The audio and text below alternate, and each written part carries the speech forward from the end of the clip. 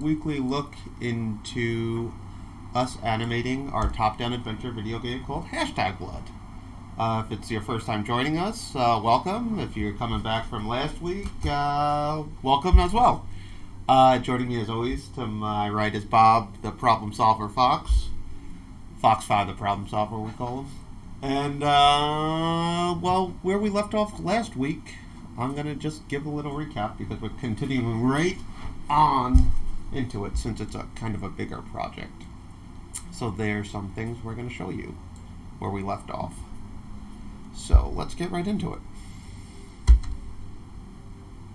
Alright. Just going to play it once, and we can watch it through, and I'll show you where we continued. That's running a little slow.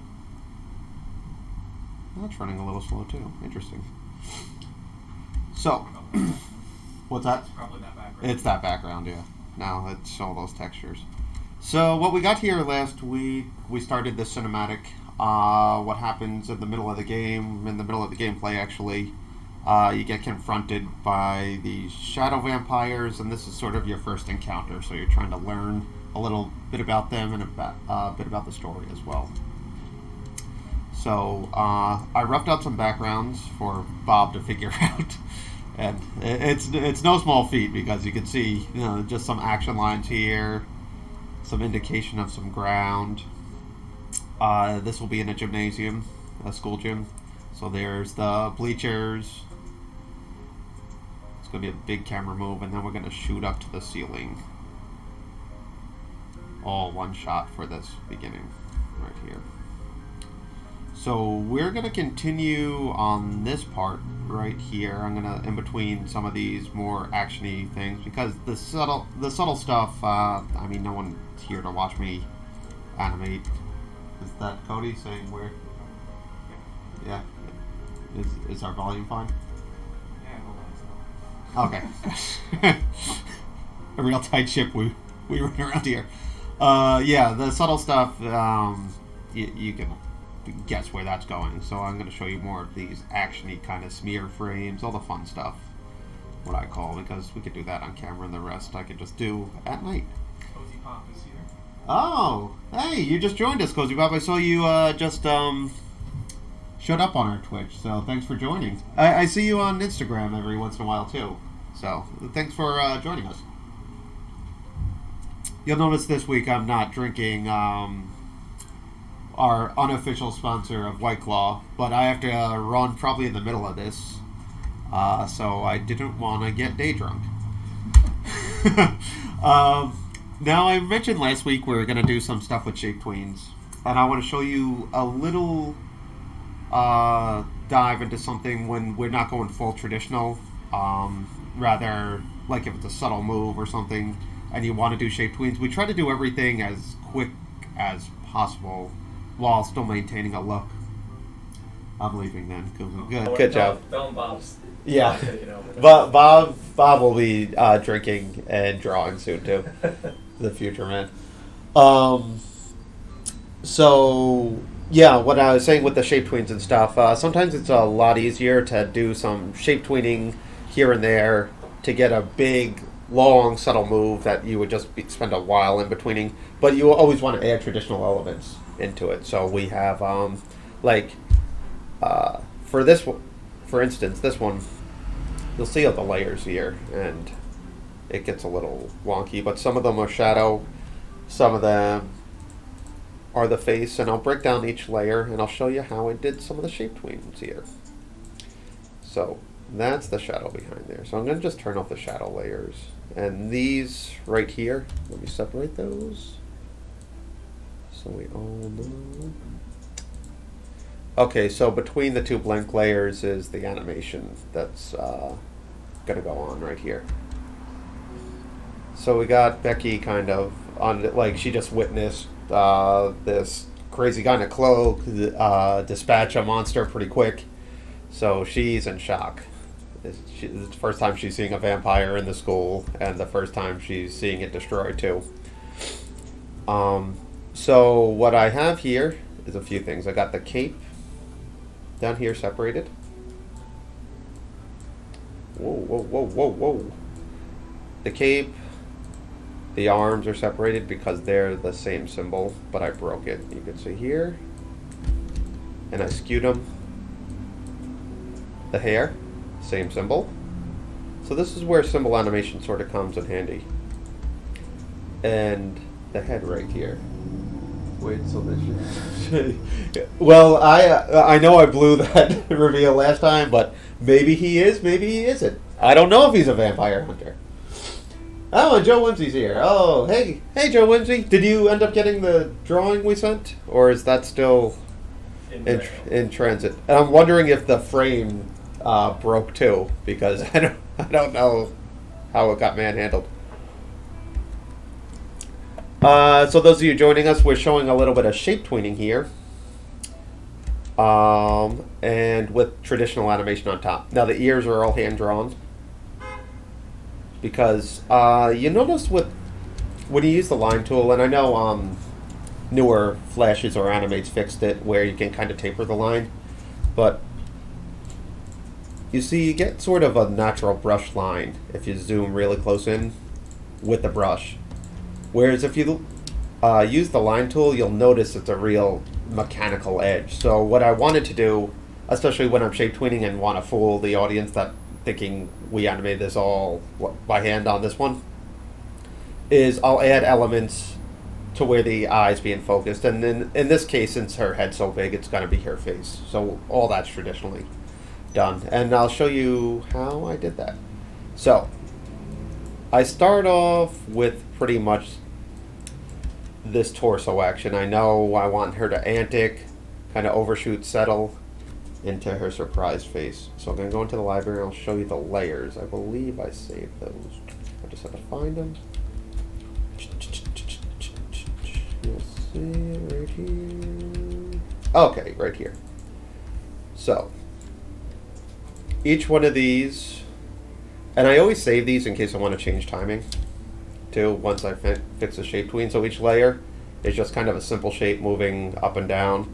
Each keyframe here, is when I manipulated the line, redrew it. So these are pretty much the keyframes. And then I added a hairline, her collar line, and then I did kind of her bangs here. And you can see the keyframes a little off, but that's because I wanted to add a little drag, so you can actually change the timing real easily now. So if I wanted this to be a longer scene, say 3 seconds, I could just simply F5 all this kind of stuff. Then I'll take all this. I'm just going to do this in a new symbol real quick. Paste it in place. Control-Alt-C, Control-Alt-V. So I got all this. Then say I like the timing a lot. I'll F6 all of it. Remove the tween.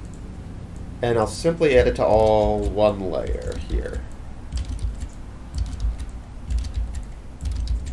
And that's just paste in place again. Okay, so say I did that. Now what you'll do is just simply select the lines you don't want, erase it. This is the most tedious part of it. So I got this outline now. Now I can color Becky any color I want.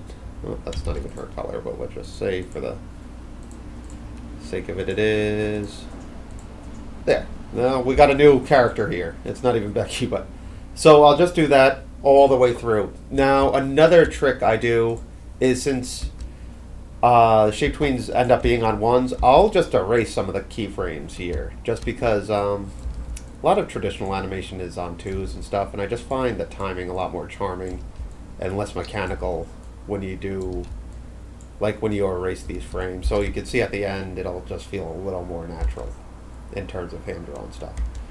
Now that's really the only cheat we do, to be honest. We'll puppet some stuff around and all that stuff. Oh, you like our game? Thank you. I'm glad you enjoyed. Did you get a chance to play it at all? Were you at Playcraft or MagFest? This is for Milk Porch. I think you just like the art. But Oh, just like the art? We'll take it too. I don't know. So what I'll do is, once I grab that, I'll grab all that, put it back in here, say it's all colored, and I fixed all that stuff. And then I will rough out the face.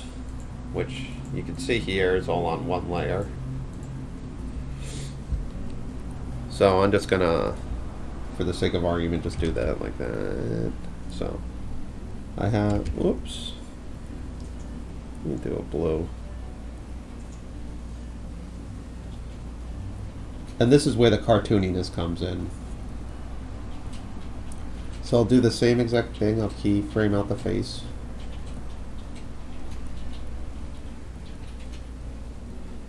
I keep my chart up there for where I know the keyframes are, the top thing.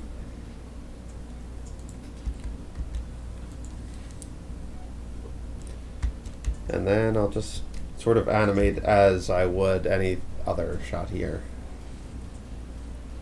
And this is the chance to get cartoony and less robotic. You can really play with the portions here. Okay, now I know she's nervous up here. Do an overshoot.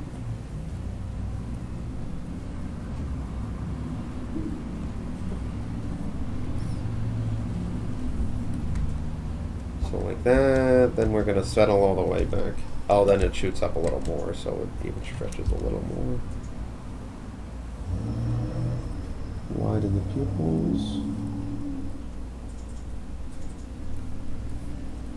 Then settle to the, you know, the drawing I want to kind of focus on.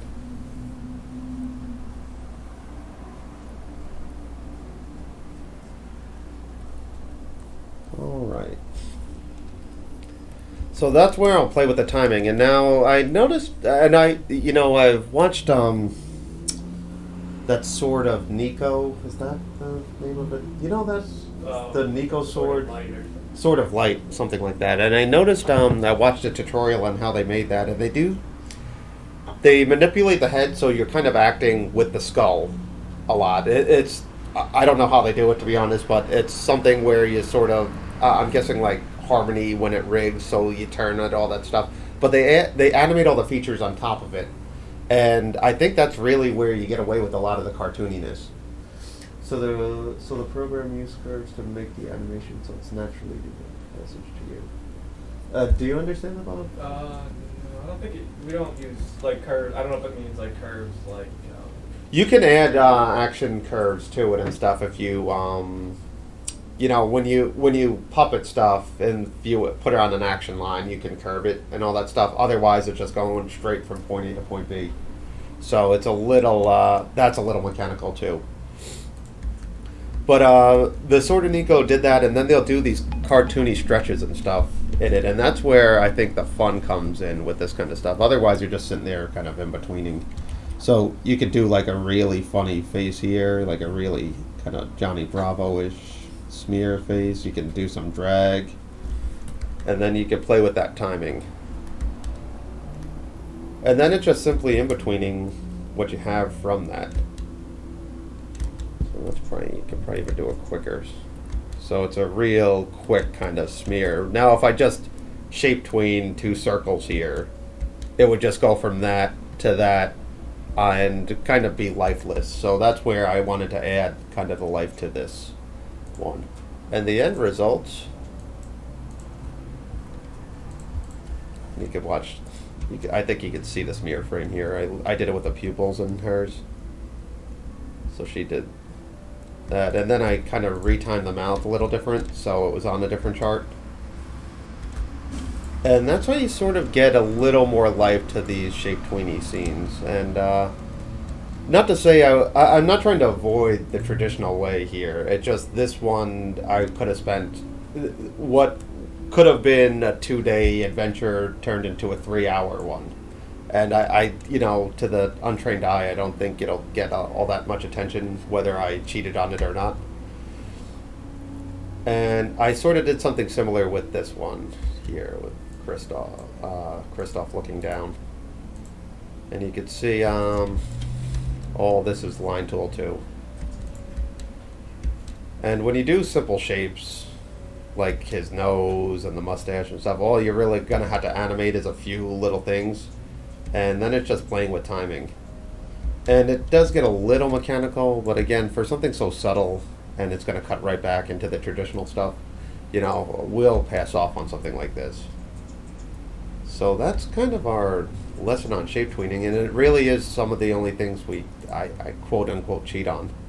And when I was earlier in my Flash career, I would spend more time doing shape tweens than actually in-betweening, so it wasn't even a cheat at one point. I was just doing way too much work. I'd be shape tweening the fingers and all this stuff, and when I realized I could have just drawn 3 hands instead of spent all day on it.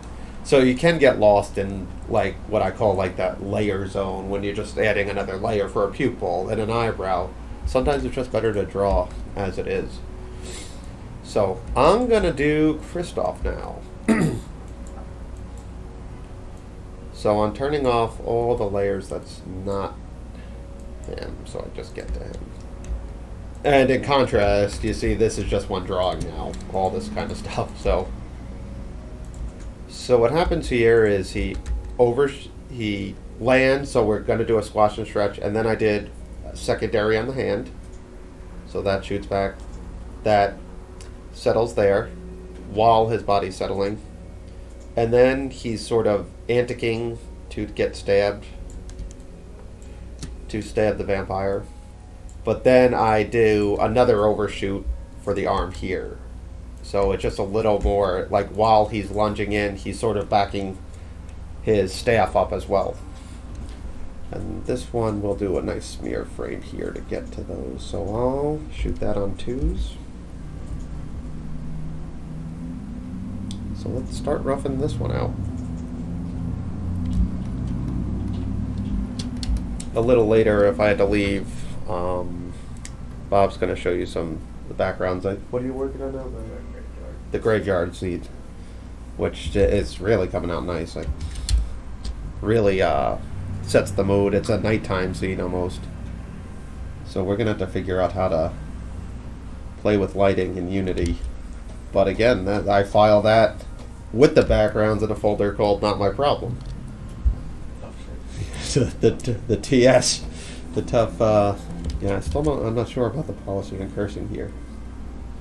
I know the policy in cursing in the studio is frequent. So let's rough out.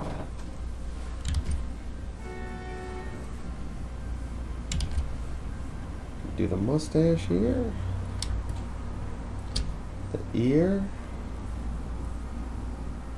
So we'll rough all this out first. Just get a sense of the tone in his eyes like that. Down there. Now, to get from there, the staff, to there, now a normal in between his arm would be here, pretty much, but that's off screen. So we're going to do kind of a giant smear frame. And I'm going to follow the curve, like that. And just add sort of these action lines just to indicate where the staff is. And then we'll just do kind of a ball for his fist. Do another ball here for his fist. So it's just a big smear frame. Was all the stuff storyboarded? Yeah, super rough storyboards and stuff. All the idle animation now, because there's no story to be told really, it's just doing the action. But I have an old version somewhere of this I could show. Let me show you the quote-unquote storyboard. Animation vampire, Okay, so this was the first thing, and you can see how rough it is, so that's not even...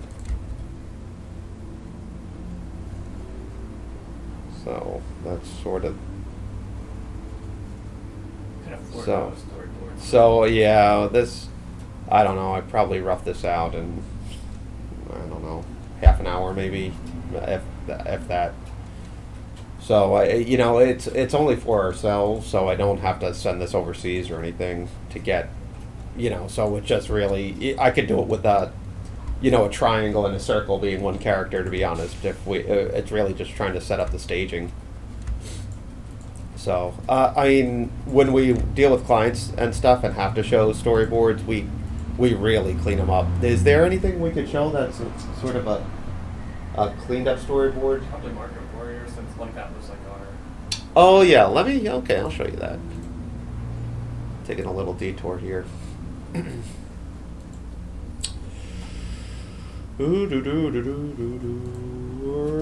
see, is that under pitches? Might be our next game. That might be our next game. What we do is whenever we get denied in pitching stuff, we just make it we either make it a short or a game. I guess animatic would it be in there? Oh gosh. We did this in 2013? Yeah. Time goes too quick. Okay, so these are cleaned up boards, and this we were pitching to a lot of places, so we kind of wanted to showcase, exactly what it would look like. So, did we not have the music in this? Oh, okay. We don't have the sound effects.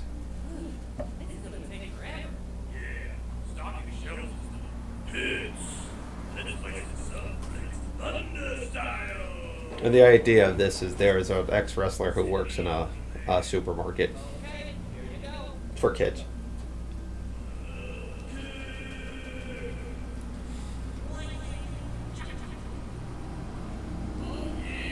And in doing so, he kind of wrecks. He's a stock boy, so he wrecks everything.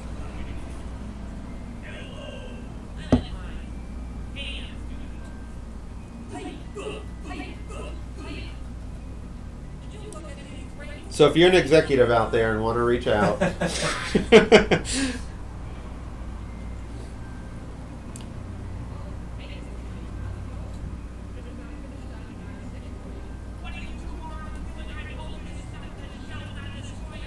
you can hear Bob doing all the voices. We truly are just a very small studio. I can't emphasize that enough. I know a lot of people don't even believe us, but it really is just two of us doing all the hard work. And just a lot of late nights, And I think we did this storyboard in, I don't know, I'd say 2 weeks, maybe. Maybe less.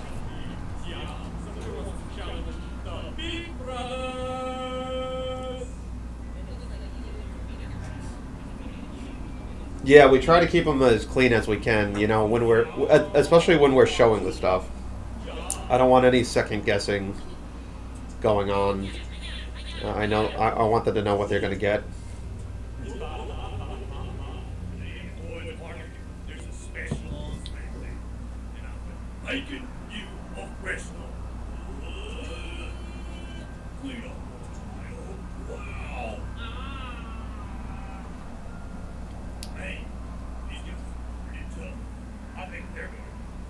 There's a long time where we're just going to animate this too.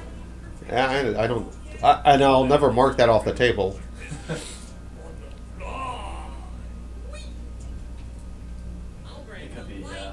We could tighten up the timing a lot, I think. Everything's so fast nowadays. I guess in 2013 or whenever it was a little slower.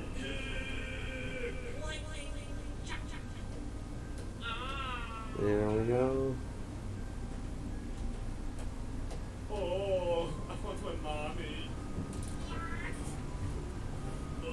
How different is your workflow for personal projects versus commission projects? So for commission stuff, we definitely follow sort of the laws of animation in terms of we'll do the storyboard, get that approved. We'll layout, approve, sound, all that stuff. So every stage has, you need vetting and approval for it. Where I think our personal stuff we kind of let grow organically. We'll start stuff right away. Sometimes we'll start with just an animated idea and then shoehorn a story into it.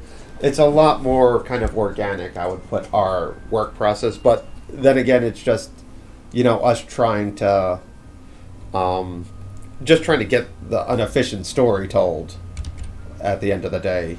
Where, and I'm sure anyone who animates in the industry knows the approval process can be quite tedious, especially when you're dealing with people. Some people don't answer you. It's it's always interesting who you're working for.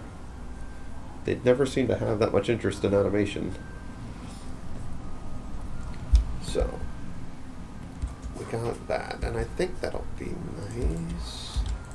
I'm gonna just turn on all the layers here. Oh, background, we don't need that. Here. Alright, so I like that. We can clean that up now.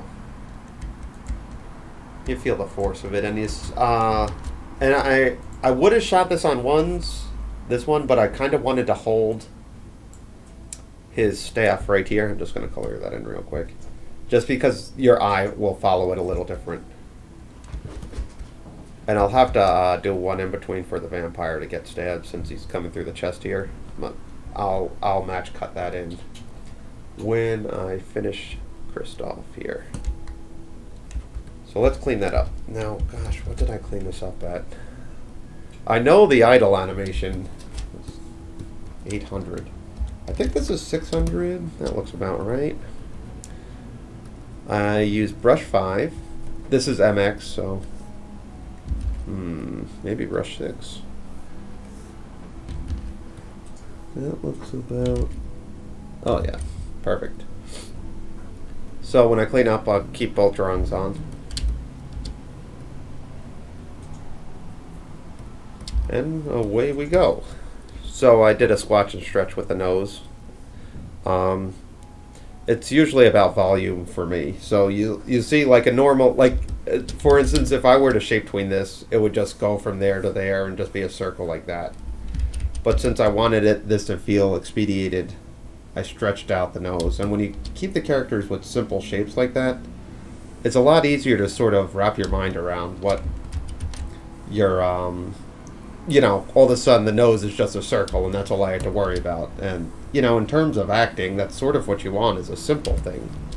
Especially if you want to get it done in any sort of timely fashion. Okay, the hat brim goes down like that.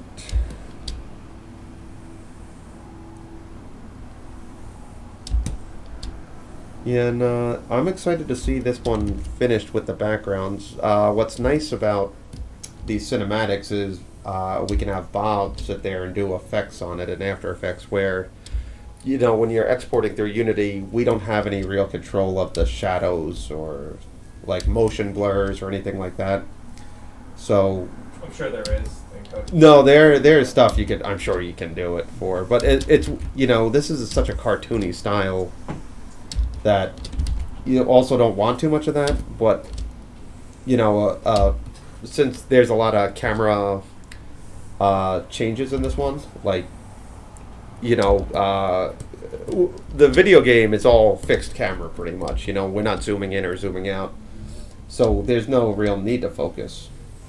Where this one, you know, Kristoff at the end here, like, starts someplace and zooms into the camera or walks towards the camera, so we can start with a little bit of Gaussian blur and add a, you know, then focus in when he lands and all that kind of stuff. So I'm excited to see what Bob brings to the table in terms of that. And, you know, we don't have a lot of cutaways right now, just 2 that are in the game, and this will be the 3rd one. And of course we're going to have to animate an intro and all that stuff, but that's going to be... we'll probably do that next, actually, because, you know, everyone here knows the characters now, so there's no real surprises like that the intro will reveal. And yeah, we sponsor a film festival with our friend Matt Lee in New York City called the Midsummer Night's Toon Festival. Now I think it's called Animation Anarchy now. And we're going to showcase the game there, and we'd like to also do a reveal of the intro there, too. Because I think that'll turn some heads. If, you know, if we can get what's in our head on the screen, I think we'll be all right. Easier said than done, though. I think that's the curse of every animator. They have these... you know, grand aspirations in their head, and then you sit down and, you know, 3 hours later you got one drawing done, you're like, oh god. Let's see here. No, it's it's a labor of love because there's no real quick way to get a second of animation there unless you're, you know, doing the puppet thing. But then you still have to create all the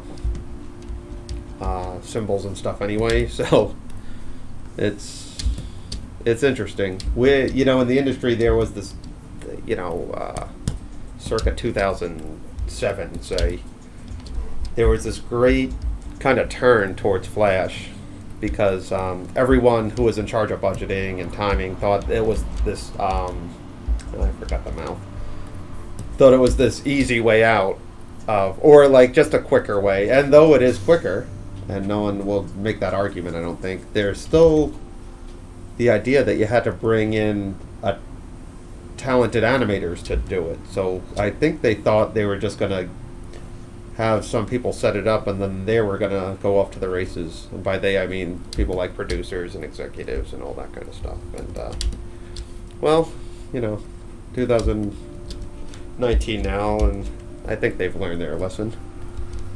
Or maybe they haven't. I don't know if they're capable of learning. Okay, so we're just going to color this. And you can see these in-betweens are nothing to write home about. We won't be posting any of these in-betweens on Instagram, let's just put it that way. But nobody sees them. No, it's just, you know, the naked eye can't see them.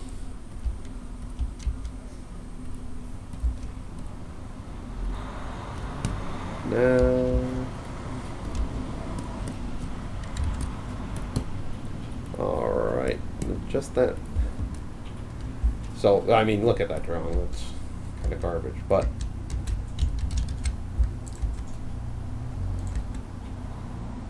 I think that's nice. Nice timing, anyway.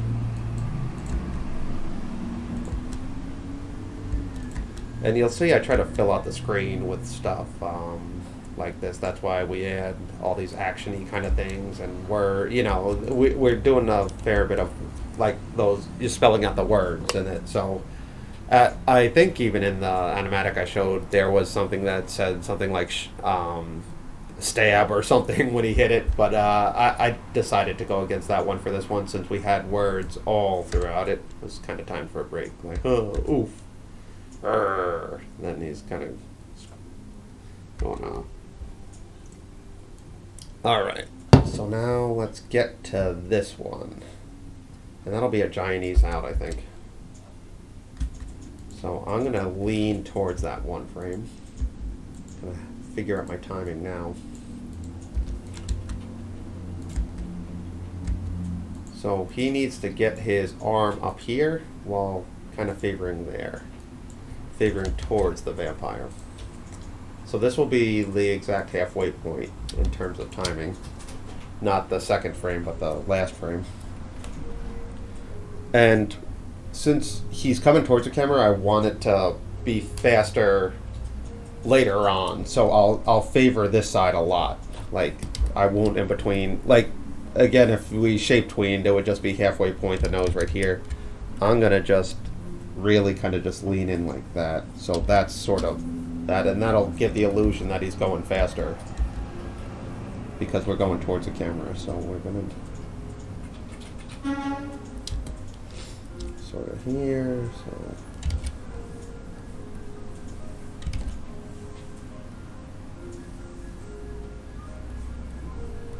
So the brim's coming up here a little bit.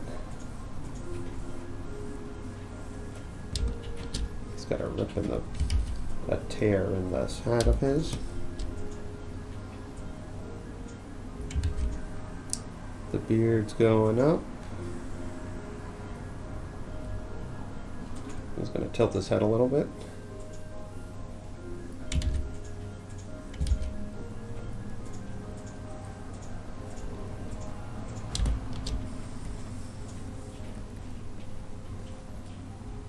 Okay, so that's all shot out there anyway. Is Starbucks watching you guys? No, she's in a Starbucks. Oh, in Starbucks. Maybe there's an executive there. Tell them about Market Warriors. We have to get paid one day. the shoulder comes up. So he's favoring the shoulder.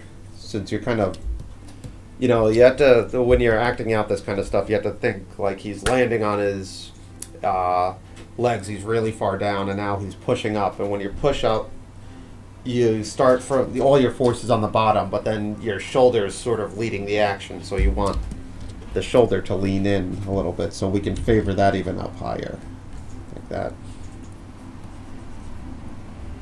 And it's all about, all it is acting, really. The drawings become second nature when you, especially when it's your own characters, you just get so familiar with them that, you know, you're not even thinking like about where the eye goes, or, you know, is this on model and stuff. All of a sudden it just makes sense. So let's see, we're going to favor that. And again, I'm going to pull the force down here so it really cracks up there. It whips up.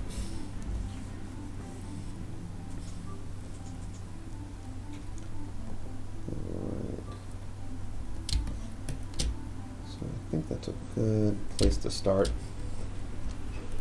But let's see. Time it. Yeah, that's nice. Okay, cool. So I'll make that blue or red, anything to clean it up. And what's nice about that is now, you know, sometimes I catch flack for cleaning up right away, but I noticed when I rough, like if I were to rough the next thing out, I would go back and have to do a second round of cleanup because the line will kind of scatter all over the place. So now if I clean this one up, I'll know exactly what line I have to hit in between for the next one. And I try to approach everything for what looks best and what's quickest. So this just happens to be my process, and I don't, you know, I don't judge people for any of their processes, but I know when I worked at other studios and stuff, a lot of people wanted to see roughs and all that stuff, and when it's just the two of us, ooh, I'm all working too quick, I got the wrong line, wait. You know, when it's just the two of us, we're going to have to do the, you know, kind of cut out some of those stages where you would show this to, say, a director or something, and then they would have their notes and all that stuff. We try to live note-free, though we haven't found a client that abides by that rule. That is impossible, isn't it? No client seems to share my vision.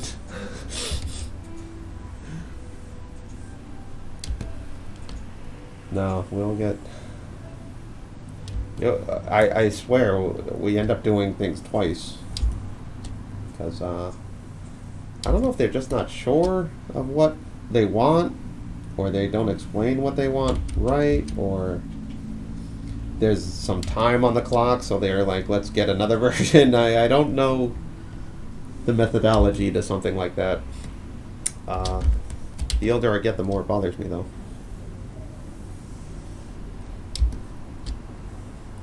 Oh, you think we've done things 3 times each for the last 15 years? No, we've done 45 years worth of animation compiled into 3 years. We do things 3 times each. Guess that's the bright side. Let's see here.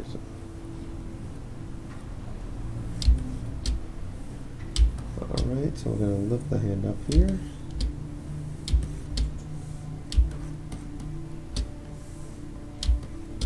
Alright. Let's get that down there.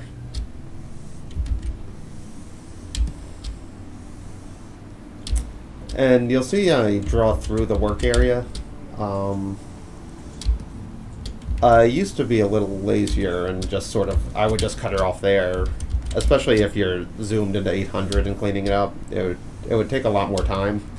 But in terms of knowing where everything is, if you don't draw through, you can end up with some wonky proportions and stuff, and something I try to avoid.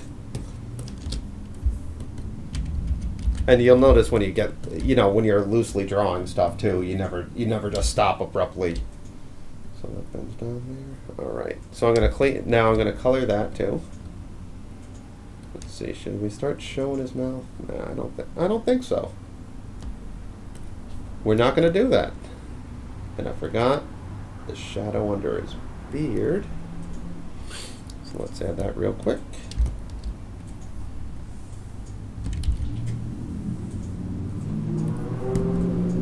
And let's give him a quick color. Then we can. Ooh. Also, when we're picking colors, and Bob and I will be the first to admit we're not really good at that. We kind of steal color palettes and stuff because I've never been good at color theory. I don't know what that says about me, but we'll do a lot of the similar things. Like his staff's the same color as his hat. The cloak, the same part of his hat that's not the color of the staff. We'll do that. And then the rest is sort of colors we've used in the past. And again, it boils down to just sort of, how much time do you want to spend on each one of these drawings. And, we'll be working on this game for, 2 years. And it's like, if I'm, and, these microseconds of picking another color, it'll probably compile to 2 days worth of stuff where I'm just picking a different color. And to me, it's just like, I'm all about just the animation and the acting. It's like all the other stuff's nice, and when I see stuff beautifully colored and complicated, I tip my hat to them, but it's not something I want to really spend a lot of time on. In terms of just getting this thing done and ready for Cody and Andrew, when I don't need them waiting on me. Stale Cupcakes, love your work on Blood so far. It's nice to see people sharing their process more. Yeah, I don't, a Stale Cupcake, I don't know. I'm always perplexed why every one of these game companies or animation companies or anything in general hides how they do stuff or what they're working on. Everyone's always sort of clamored over their desk, like if someone sees your stuff. I mean, I guess there's the threat of like you could take the idea, but by the time anyone sees anything, you are so far down the line. There's no one's going to steal it. Ian Jones had a great tweet about that. Oh, did he really? What about the execution is so much more important than the idea. No, yeah, and it's not. And the thing is, it's just like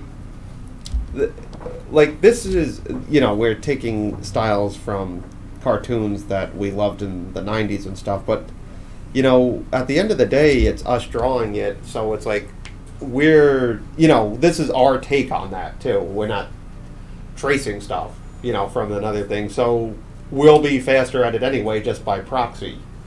So these people who just sort of hide this under lock and key, I find it weird because the internet, for all its faults, has done something really great, which is we now have an acid test. Like, the 23 of you guys watching this now sees this instantly, and I know right away if you guys like it or dislike it or have an opinion about it. And then we're off to the races. Now, if I held this for 3 years and then we publish it and no one liked this style, what was that going to do? What good did that do? And I find these bigger corporations that say do a cartoon and people aren't a giant fan of it, it's like, well, you had 3 years to show this and course correct it, and now you're sitting here with an idea that no one likes, with a style that no one's really responding to, and for what? And I don't know if there's an answer for that, or, and then, when we work with these bigger companies and stuff, a lot, it's all shrouded in secrecy. Like, I just don't, I'm excited to show you guys our new stuff. You guys haven't seen anything that we're sitting on, in other words, and I like showing off that kind of stuff. I get excited about it. Every Friday I'm really excited to show you how much progress we made, and I don't know why there's this part of the industry that's just sort of hiding everything. Echo Bridge is here. Oh, Esteban! Esteban. Thanks for joining us, Esteban. Esteban has a studio in Florida called Echo Bridge, and I've reached out to him in like my darkest hours to ask him advice for the industry. He's been around for, I think his studio's been around for 9 years, but he's a seasoned animator, well beyond my years. So I always ask him kind of tips, and he sort of runs a bigger studio than we do, obviously, but he knows sort of what it takes to make a small studio run. So I always reach out to him. I reach out to my old studio I used to work with called Dog and Blick a lot. You know, in terms of business, I'm not very seasoned or know a lot about it, but so I try to get as much advice from people who have successful endeavors into this field, and Esteban's one of them. I saw Alone made another film festival. If you want to show that trailer on it, feel free to send that link along, Esteban. I bet everyone would get a kick out of that. Someone talking. TNT Studios said he reminds me of Zombie Ate My Neighbors. Oh yeah, no, that night, you know, it's a very '90s feel we're going And Zelda, for. of course. Yeah, Zelda. That's the one we you know, that's where we started with, is what, you know, it's a love letter to those top-down games, and Zelda probably being the most critically acclaimed one. Plus, it holds up. I mean, you could throw in Link to the Past. And when did that come out, Cody? Where's my nerd at? 90 What was it, 92 or something? Think about what was think about what was happening in 92. Like, think about how long ago that was. And it still holds up. Like, name something else from 1992 that you could throw in and everything look good. iDrawer, Homer, we use Toon Boom Harmony at our studio. Oh, yeah? They're pros to using Flash or cons. That was nice.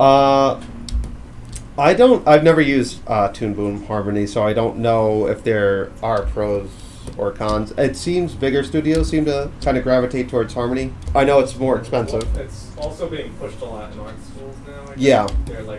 They're promoting it. No, I know the school Bob and I went to, SVA, is big into using Harmony. Though they kind of showcase Animate and Flash as well. But I know, from what I know, it's expensive. I know there's a giant learning curve on it. I guess we're I'm scared to. A symbol-based program now. Yeah, I don't know if it's symbol-based. No, I don't believe it. I think you use rigs and stuff, and you can. I imagine there's a reason why it's so popular. Cons of Flash I can go into. I mean, there's line weight issues, especially the newer one, 1992. Oh yeah, no, Echo Bridge. Yeah, those are the just everything. It's funny because you look at media, like look at sitcoms in 1992, and look at the aforementioned games we're bringing up, and it's like which one's more timeless? I mean, an episode of Full House now or something like that I could pop in and play. And, you know, video games got this bad rap, and to us it's just efficient storytelling. You know, we are going to have a 5, 6, 7 hour game with the amount of animation that probably goes into 40 minutes of animation, you know, so... We don't use rigs in Toon Boom here. Everything is drawn. My misconception of Flash was it was all vector characters. Oh yeah, no. And it's all vector. No, that's what everything is vector. I could take a line here, you know, and I could zoom in, and it'll be a clean. We actually work at half size to keep it reasonable, and then we work at 960 by 540, then export it at 144 PNG sequence, and that gives it the illusion that it's a giant. Sorry, not rigged. Oh, the new Flash now called Animate is really coming along with some great new features. I've heard about that. Disagree with. I mean, I have nothing. The thing is, here's my take on it: is and this has to be going down since, you know, the first caveman that saw someone using fire was saying, I don't like that. I like my meat raw. Yeah. You know, what are these kids nowadays? So there's a lot, and I try to keep that in mind, that I'm kind of this old man shaking my fist and yelling at the kids to stay off my lawn. But I grew up on Flash MX in terms of the industry. I was, you know, that was where I cut my teeth on. So I have the most experience with MX. I know how to navigate it pretty well. What I found with the new Animate is they taken away some things that I've grown very accustomed to, while adding some stuff, granted. But for instance, the undos, I don't like, and it probably was a flaw in the MX undos, but I can draw something in a symbol, go outside of a symbol, draw, then go return to that symbol, and undo what was, like, it kind of remembered the undos inside that symbol. Now, what the new Animate has done has taken this thing where they undo literally every move, whether it's, I watch something on the timeline, it'll undo that, which makes no sense because I don't get anything back from that. I just get an undo. So I'm just flying around the timeline willy-nilly. Selecting stuff. So it's sort of like how a robot would consider an undo, where I'm just looking at, like, what did I draw? I want to get rid of that line. I want to undo that. So I'll hit Control Z 7 times, say, in Animate, and I'll be in a different symbol. I'm disoriented, and I really only use the undo function, like, for 4 moves. It just taken me 7 undos to it. The second thing I don't like about it is that they changed the edit button, so I can't even go inside symbols anymore, which sort of defeats the purpose for me. But that being said, we do work in it.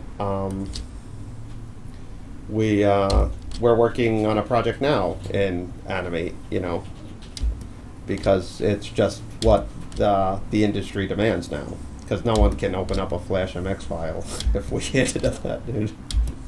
I almost want to do that just to get hard to open an Animate file too. Yeah, no. I would just love to see that reaction of, like, handing in an MX file and no, it's an MX. What do you mean you want Animate? No, I mean, MX might be older than some of the people watching this right now. All right, so you see, I didn't even rough that one out. We don't need to. All right, let's color this and see if that action makes sense. About that action. Oh yeah. Okay, so that's fine. And fine. I'm all about the B minus. Let's just let's get. That's a fine grade, right? Neither here nor there. So coloring this dude. I also sometimes I don't use pure black if I'm coloring in the shadows like that.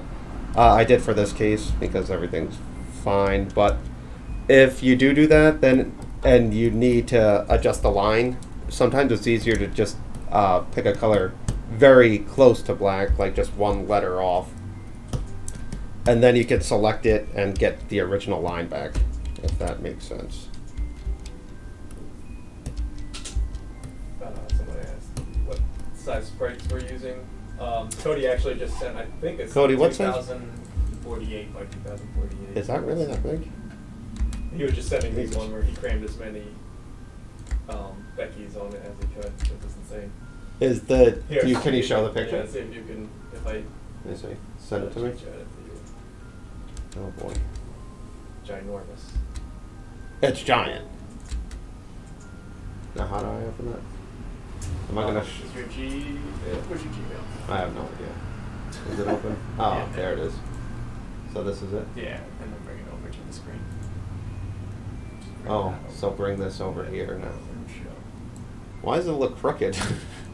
Oh, because he's just cramming his manufacturers into one thing.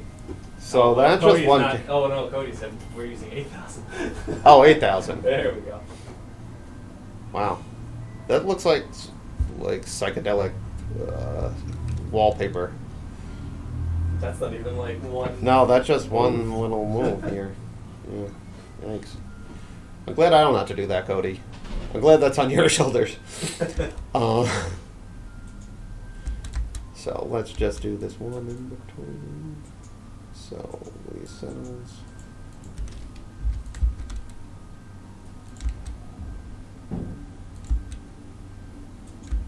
I see. That works. Okay. So let me get back to the stream thing here. Alright, so one more in between and this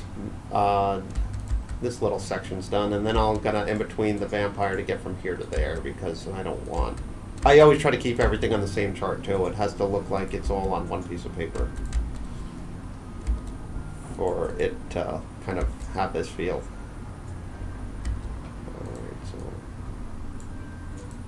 So we're just gonna in between this one. Let's see how close it is. Can I wing it? Let's wing it.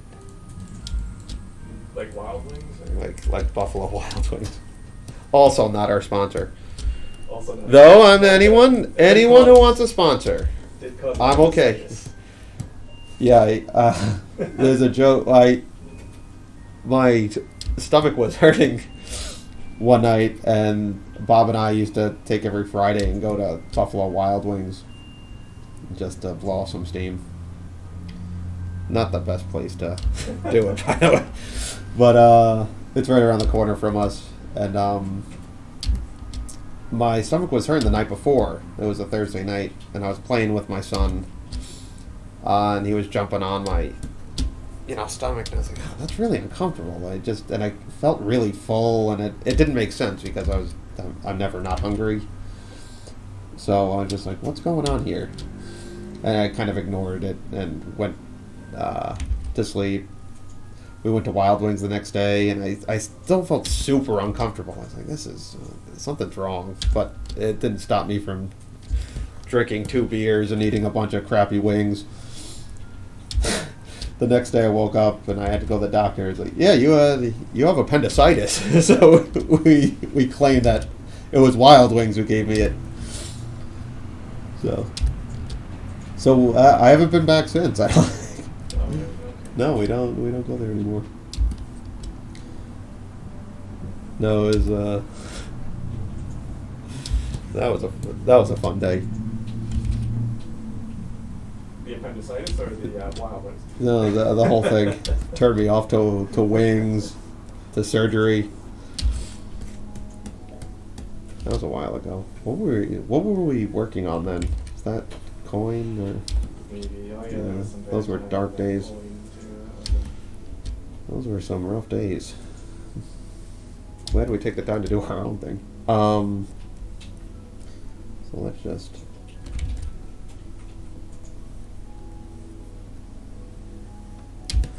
Get this one finished.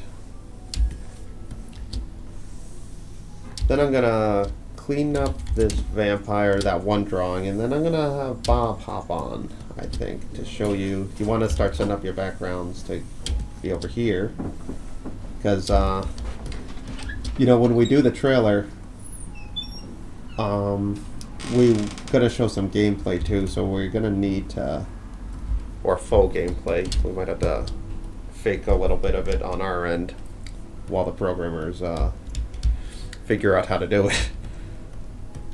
So we're going to need some backgrounds for that. Oops, wrong color.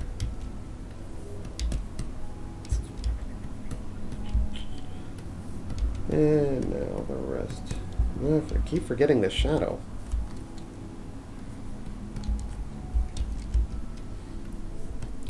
Color red, blue. All right. Yeah, the background Bob's working on now is incredible. I'm really excited to see what we do with this game at night, because right now it's so vibrant. So we have him whip the staff around, antics down, then so he overshoots, settles, then he comes down with it, then he shoots back up.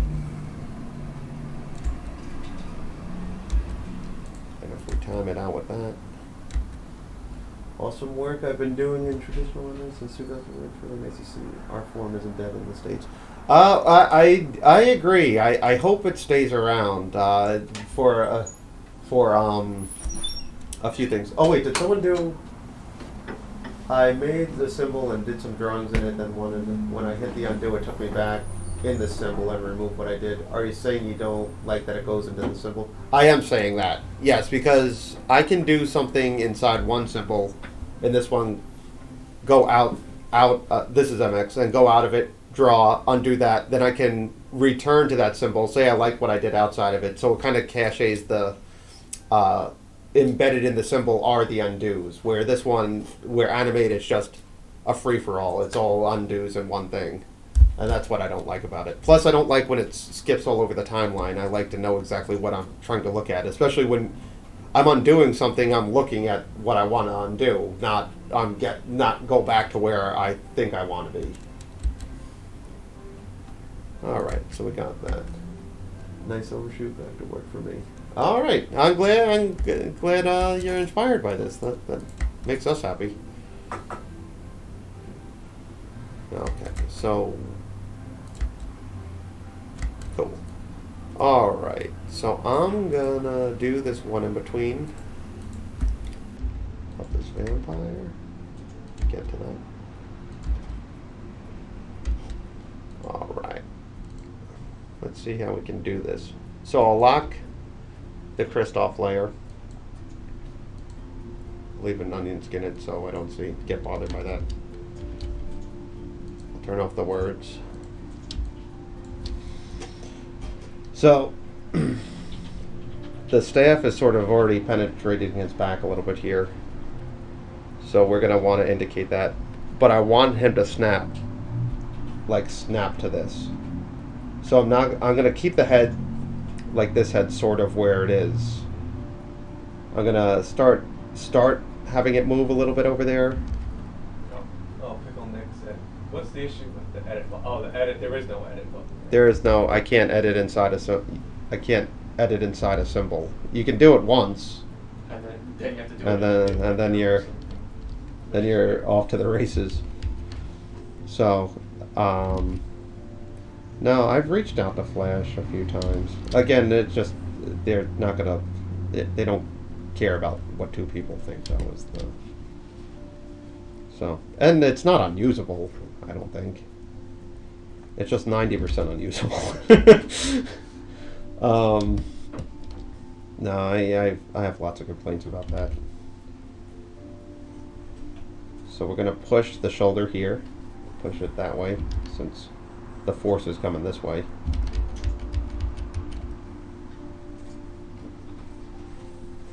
And everything sort of has to follow suit. So the contour of his arms. This can start even bursting out here. The collar's gonna follow suit. Oh, can you show me? I work on the press release team. Tell me your issues and I'll bring them up. Can I show you an animate? Sure. Well, show them in MX like how we can edit any symbol. Sure. Hold on. I have some Adobe stuff to some gripes. Okay, so I'm gonna save this. Let's We'll say make a symbol right now. Like show how you can edit any. Like Okay. make a symbol and you can edit inside the symbol. Okay. Make 2 layers too, so you see the one underneath it. So why you want to do the edit? I'm sorry. Make 2 layers. So like do drawings underneath, like on another layer, so you can show the reasoning for why we want to be able to edit. Oh, okay. So. I think it's messy. Okay, so this is MX. So I'll call this one face. And okay, say maybe you have a little bit of the back. Maybe do like a little background tree or something behind him, so like you would, so it gets messy. Also Sure. when you have too much stuff. So let's say we got some trees back here, or mountain.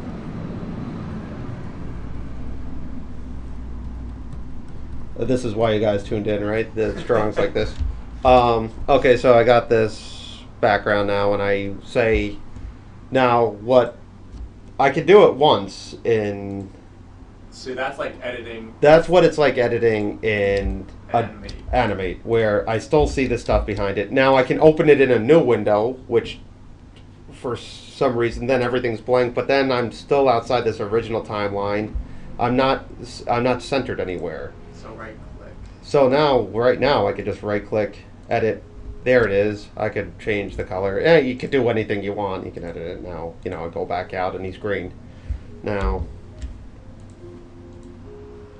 I'm just going to say this on my desktop. Okay. Now I'm just going to open. Where is face? Did I save that on my desktop? Face. Now I'm going to open up Animate. Now I could do this once. I can edit symbol and I get it that, but that's it. Now if I make this a symbol, I can edit document, but I can't edit it in place. You see what I mean? It just goes back to, I can edit symbol, it's there. So you can do it once. And then I edit document and I'm back out. So I can only edit once, which is ridiculous. Like, because if you had made the eyes a symbol inside that. Yeah, if I made the... Because you would do stuff we work very deep inside. Yeah, now... So break that, make the eyes a symbol. Okay. And... And you would want to edit again.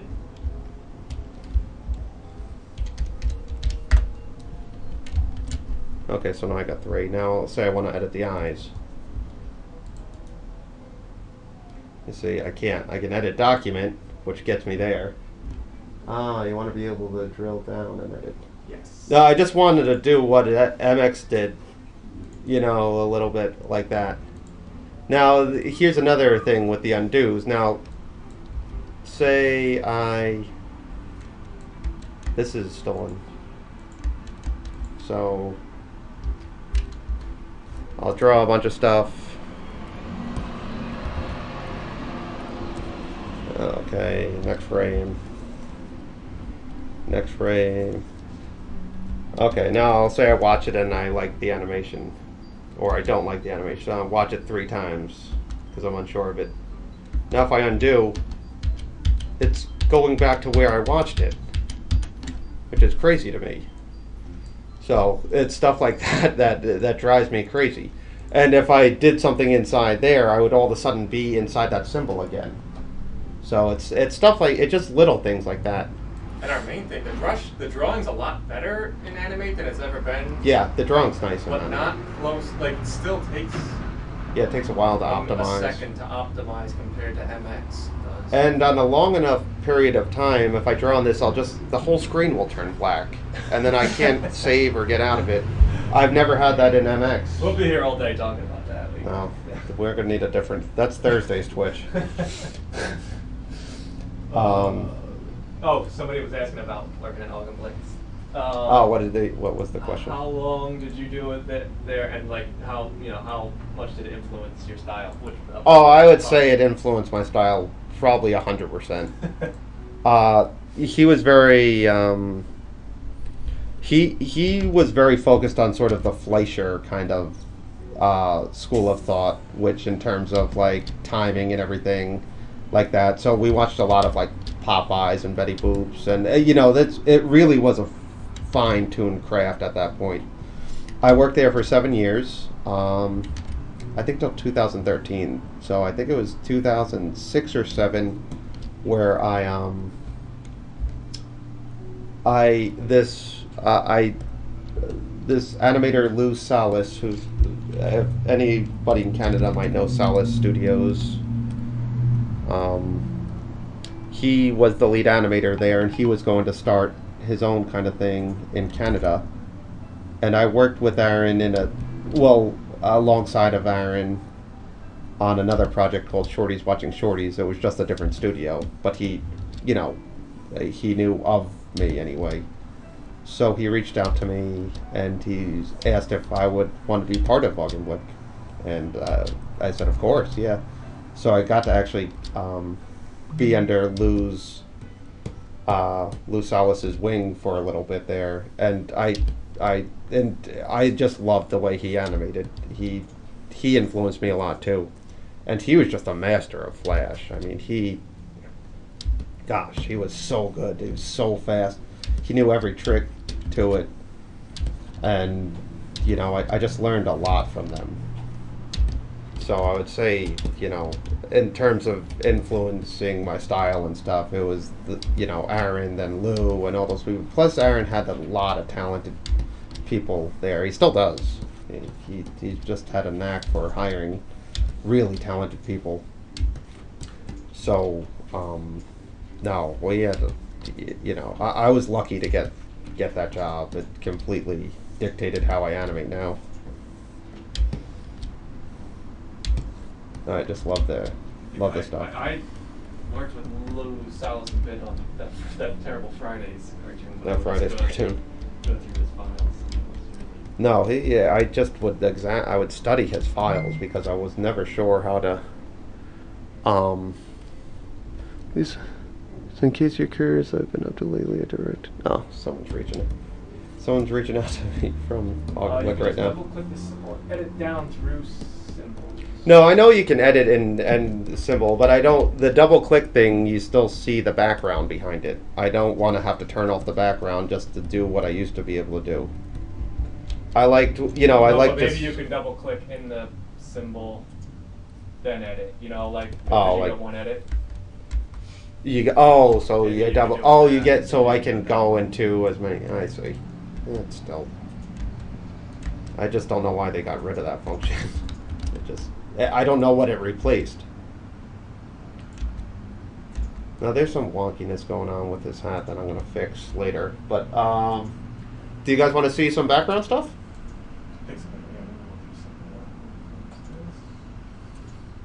Yeah, the hat's a little wonky here.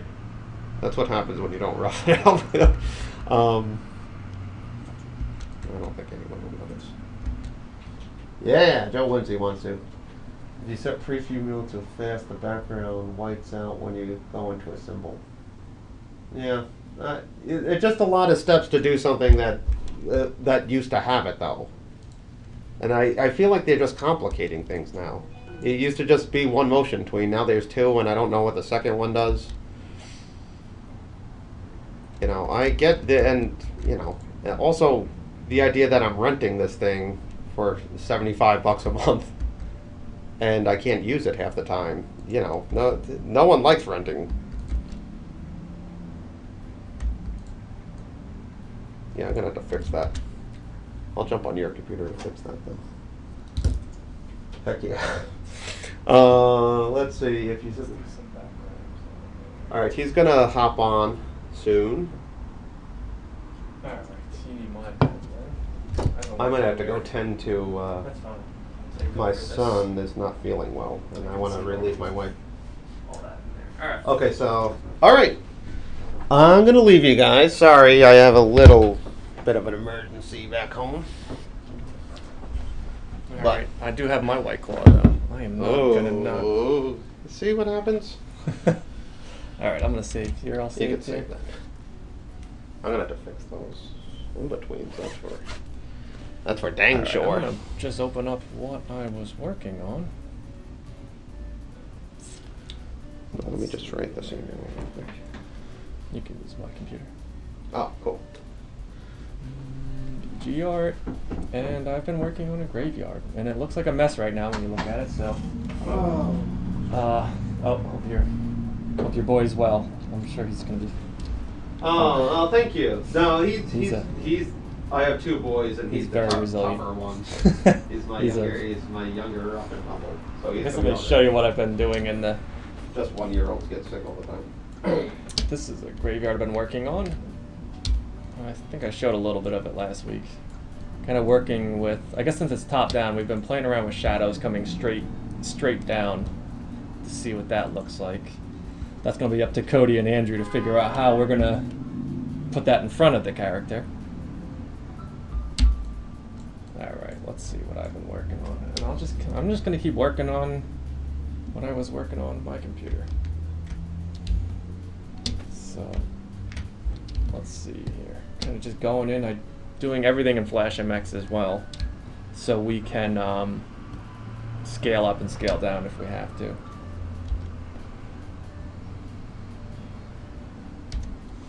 All right, let me get my brushes right. What's going on with your brush tool here? Your hotkeys not working?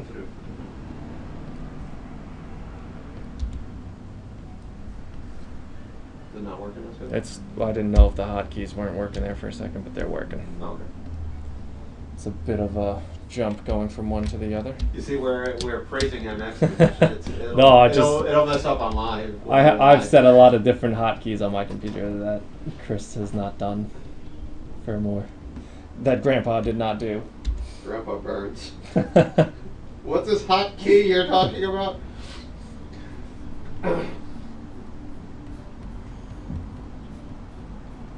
And if you can hear this little bit of music that's playing, this was music I made a while ago for a game that Cody just never really got finished making. He was doing a little Wizard Girl game, and we were making a lot of music. I think it's good practice to getting into using Logic. And maybe we'll do a stream one day, hook up one of the Macs and could do a music stream even about doing some of the music. So I'm just kind of going through and texturizing some of these lines to give it that Dexter's Lad Samurai Jack background look, since we can't really use paintbrushes like we would in Photoshop, kind of this Kyle T. Webster that everybody uses for everything. Alright, let's see here. Let me go back out and grab some of these, and you can see I actually made some paint strokes, so I'm just going to keep stealing things I made. And I'm also, while I'm in here, going to grab this color.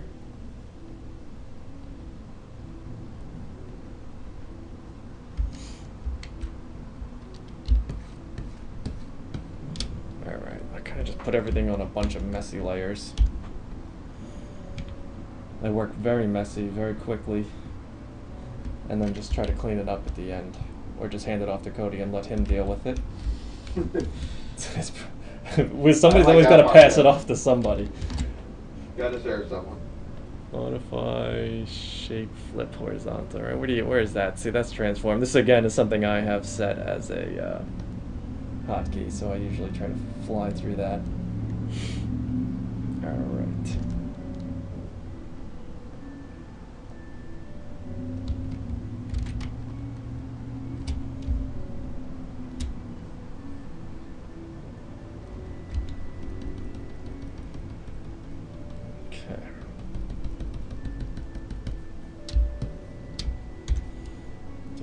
Highlight on these bricks I'm building here.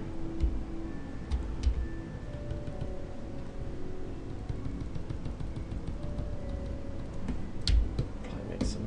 I probably could make these better too, and actually make one brick and use it over and over again a bit, but.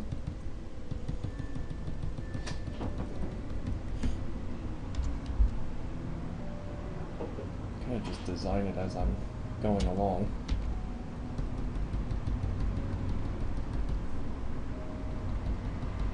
Just kind of going between the paintbrush and the erase tool to give it that textured look.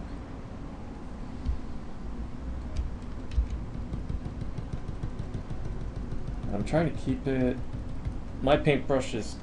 I tried to set to the same line weight as Becky's, so when we do have lines in the background for things like the bricks, it's pretty close to the same line weight of everything we've been using.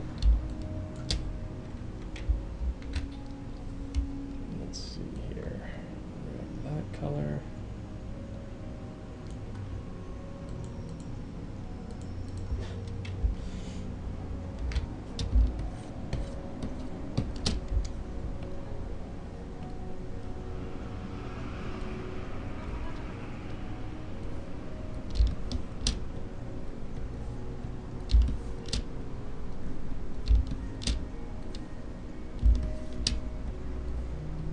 some more texture. Now another thing I do is we don't want that straight line there, so what I'll do is I'll go along and give that some texture as well.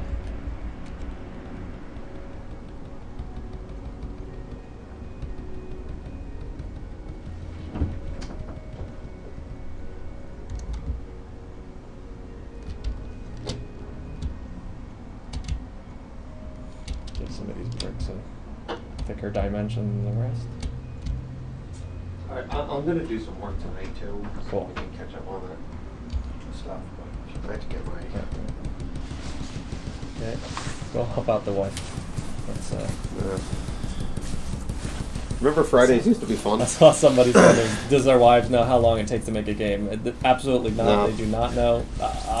We don't even know, so I guess we... I think my wife would be surprised to We're find out I'm an making a animator. game. No, they'd be pretty Like, surprised. what do you do? What are you doing? You draw a cartoon? Get a real job. So... These are erased all over. I mean, technically, I feel like a lot of times we'll do a lot of texture background type stuff in Photoshop. We wouldn't normally do this. We just had no idea about scale issues or what we were going to do, so we felt it would be easiest to just keep it all in Flash and vector based, so we could change the sizing of things later on. But mostly we'd use Photoshop for backgrounds in a cartoon that would require, we did some G.I. Joe type looking backgrounds for a cartoon web series once, and we did all that in Photoshop. Okay, let's see. Let's grab some of these.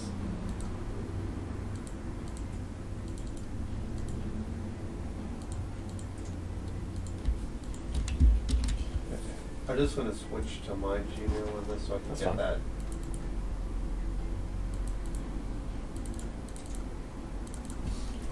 Alrighty. Put some more of these textures in here. Now these were textures I had already made, so I'm just stealing them. It's the same thing where I was just using the erase tool. I think I always want to put the lines above. There we go.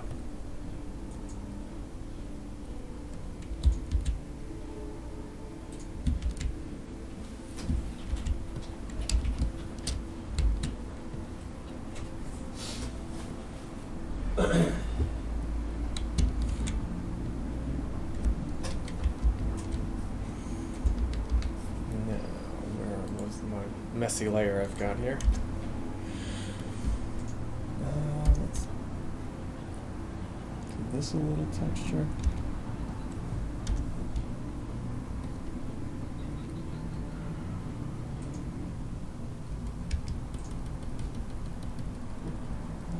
Let's see where. I don't know how you drink your White Claw and erase at the same time.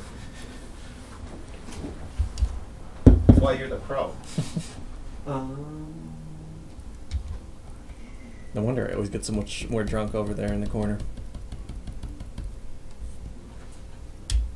After 5 weeks you get a little bit, you get better at it.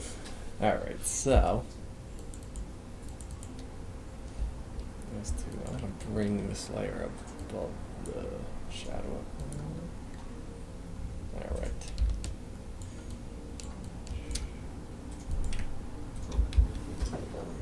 Let's see what we got going on here. So I decided we wanted to make a bell tower.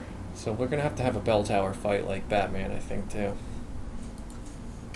I'll have to make that a whole new scene at some point. Oh, that's a good idea.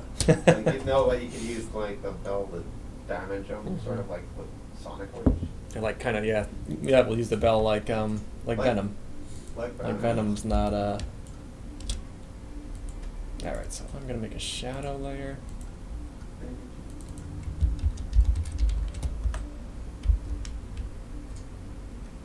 Okay.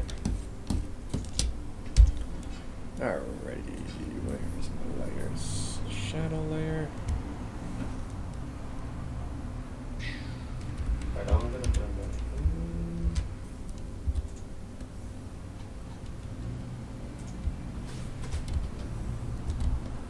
Alright, let's see here.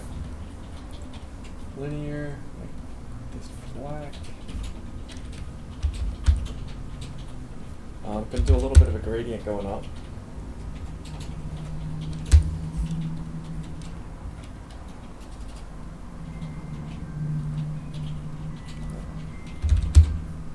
That did not work, right? There we go.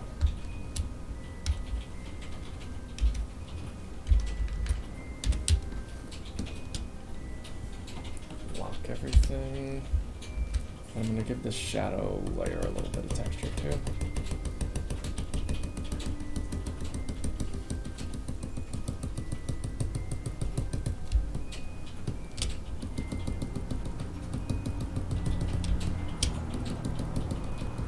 Let's see here.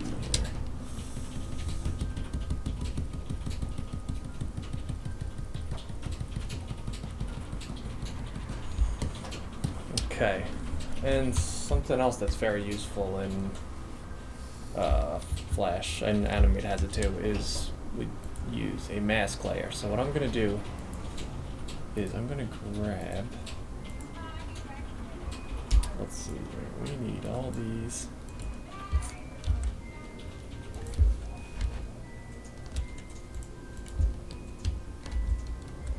Did that not copy? Paste that, and we also need this layer.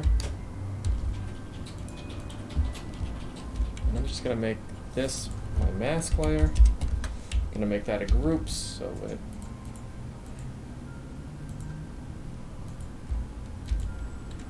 why is it doing that? Group that, make that a mask. And that keeps my shadow layer all hidden inside of it. I'm also going to take, actually I'm going to just take that same shadow layer I made, make another shadow layer,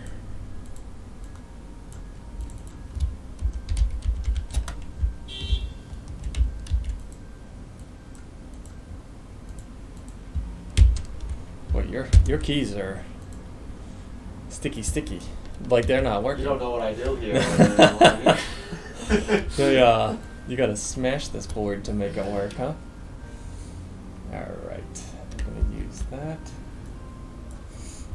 I use a 15-year-old keyboard and a 15-year-old program. Grandpa's I'm working off a Tandy. Grandpa's Tandy's not holding up so well. I got my TI-82 calculator to do all my texting. You can actually change the perspective a bit of stuff in here. Alright, so now if I go back out, I have a little bit of a drop shadow underneath my textured rock there. Let's go back out. Got everything. So the other day we had a flame done already from something. Oh, it's gonna play like garbage in here. Once you start adding masks and all the texture I add in these backgrounds, it really locks up. But this is the real speed. Yeah, that's nice. That's on 3s. I don't just mind made it it on 3s. glow. It's nice on 3s. So, Yeah, that was great. Yeah, cool. I'm hoping once we figure it out, we can actually add some lighting and Unity a little bit too, for specifically for things like this, light posts at night. I'm thinking of putting rocks going up the whole side. I'm not sure. Like if we should do rocks along the side of the wall here. The other thing we could actually do now is just duplicate that thing and put that up higher. Oh, yeah. That's really cool. But you can scale and you can squish it now, doesn't really matter. No holding one. Too. Yeah, Gets you forward. allows us to.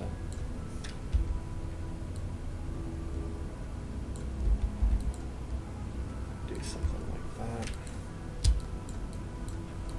Now, let's see here.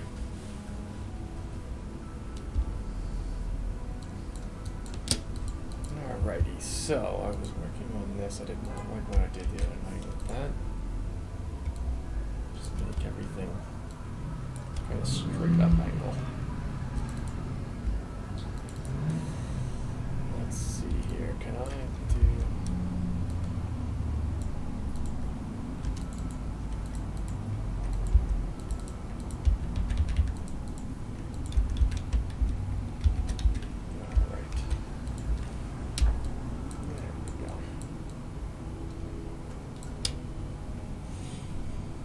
Then there's just a lot of sitting back, looking at it, and wondering how to do what to do next. All right, so I wonder if I should almost do this all around the whole top, actually.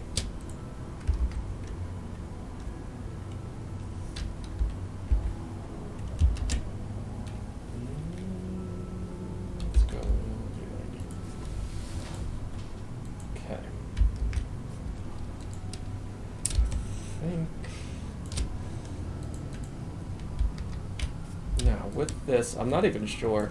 The real problem is we built this whole background. You probably won't even see most of it once you walk up to the front doors.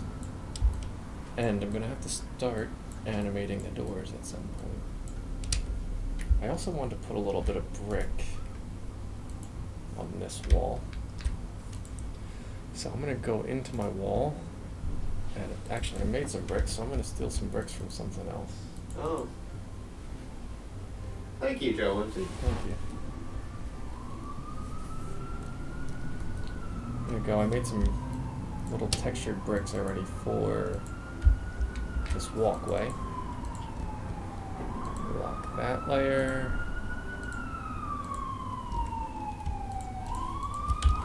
Copy some of those, drag those out. Now, I built this is the same as this side, so hopefully when Cody and Andrew bring it in, it can save some space to have just one side. And that is downtown Riverhead. It would sound like if you were in Manhattan, but that is not the case.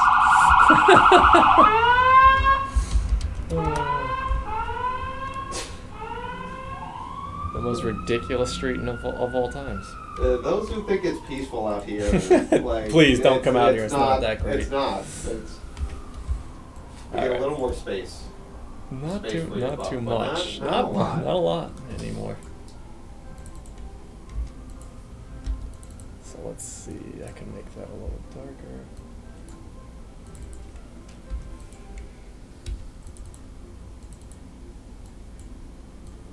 Do a light one and a dark one.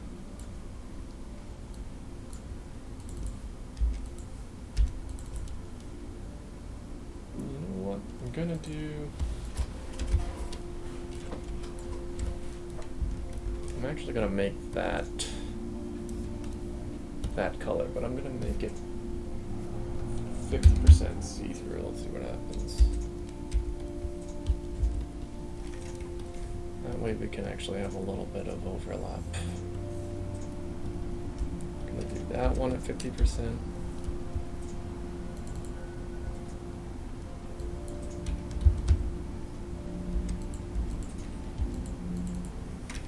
Get that kind of cool overlap we get. Let's see what it looks like. All right.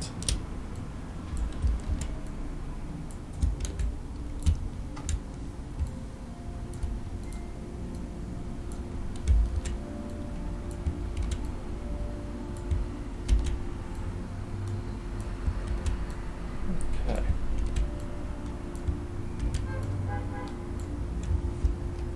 Alrighty, now let's see what that looks like. But yeah, I think it gives it a little something they would do in Dexter.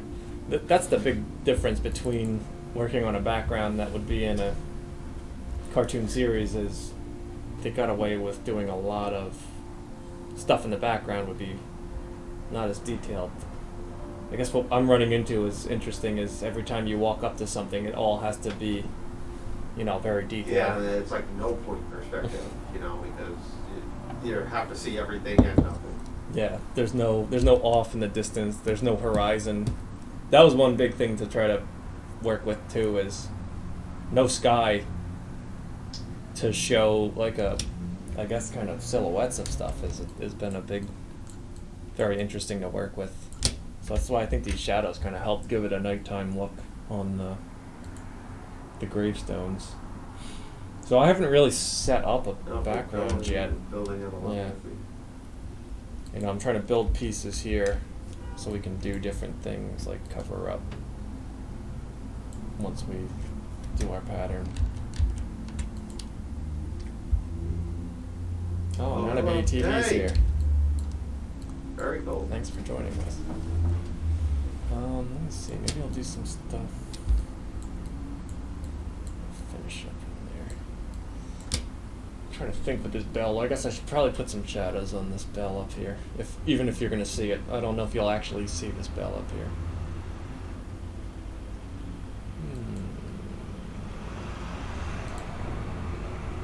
You will see this, so I'm going to put... Let's see. How do I want to do this? Maybe inside here. I'm going to make a shadow layer in here. Going to help separate everything.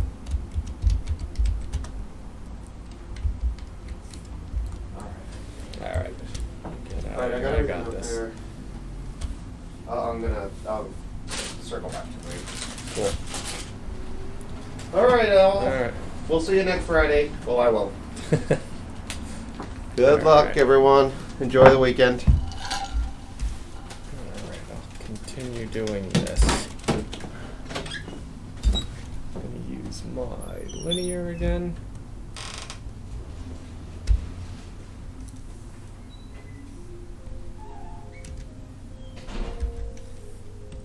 Alright. Let's see here. This is what I was where I duplicated that side. Trying to do a lot of duplicating sides to save on space. I'm not too sure of how much all this is gonna take up space-wise. That's all gonna be on Future Man and Andrew to figure out. But we did learn the other day about, I guess we've just got our Xbox dev kits, so everything works fine on there. But we found out that the Nintendo Switch uses a lot less RAM, so we're going to have to make sure that we're going to be able to run fine on that. I'm calming right now, but this is because I'm doing what I want. If, Future Man sees me when I'm working on client projects and I'm doing something for the 56th time, I'm not so calm.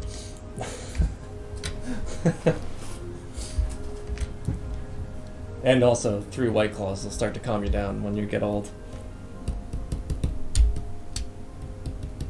Alright, let's see what that looks like over top of that.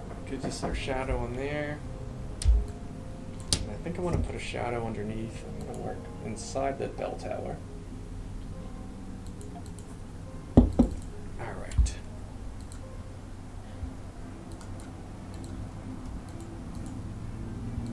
Now the bell, I didn't put any texture on yet. I might just leave it be. Things start to get a little muddied once I have too much texture on everything.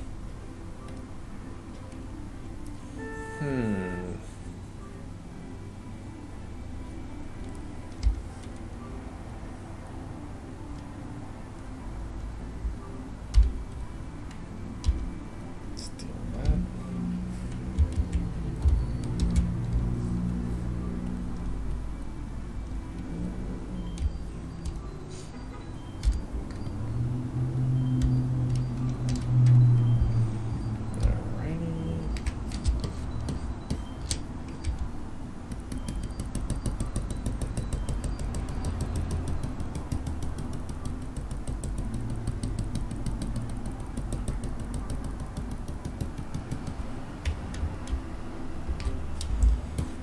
Chris has got a way different keyboard than I do. Takes some getting used to. And I've also been working on a way bigger Wacom, the 27-inch. All right, let's just name that so I remember. Let's see what that looks like.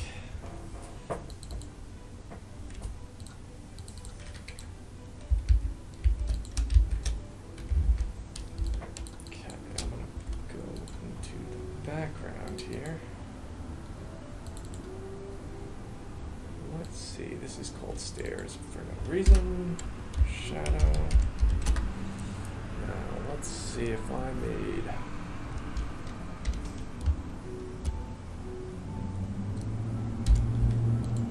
something for the bell there.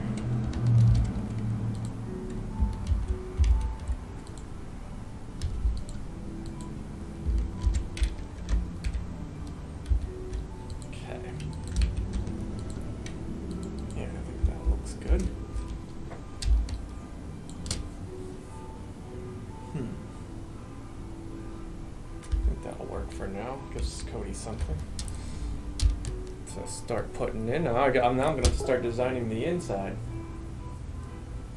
Oh, thank you so much, Brandon. 84.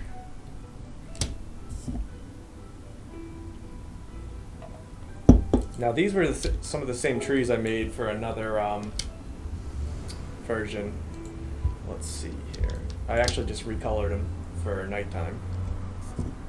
Let's see if what's going on here. Let's see if Cody gave us. Oh, we got all the. Wow.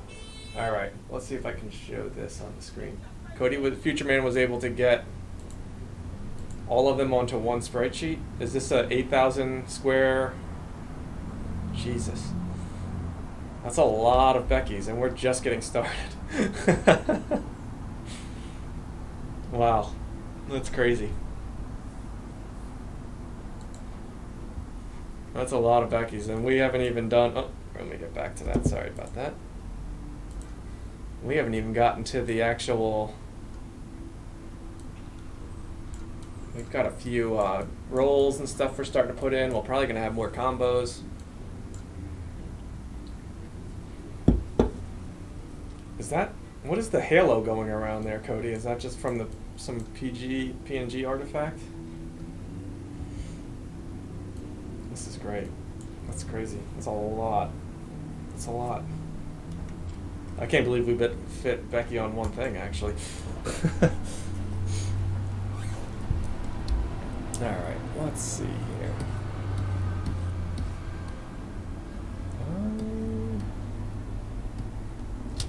Might want to start making some other graves too. I saw something the other day.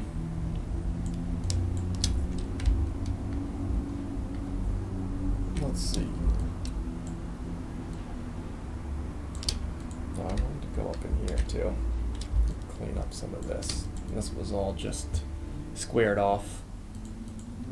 Never really actually finished that. I was just rushing through it. Let me put a little bit. Alright, unguide that. Texture. Alright. Just give it a little something to rough it up a bit.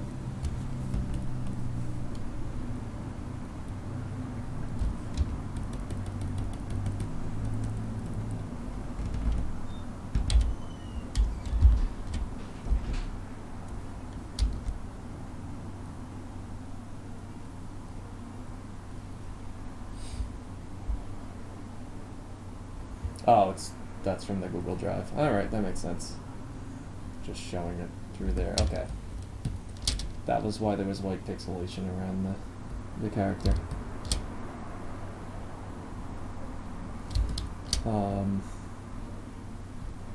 Just making some lines to mess with around here. All that tapping is me just using the erase tool.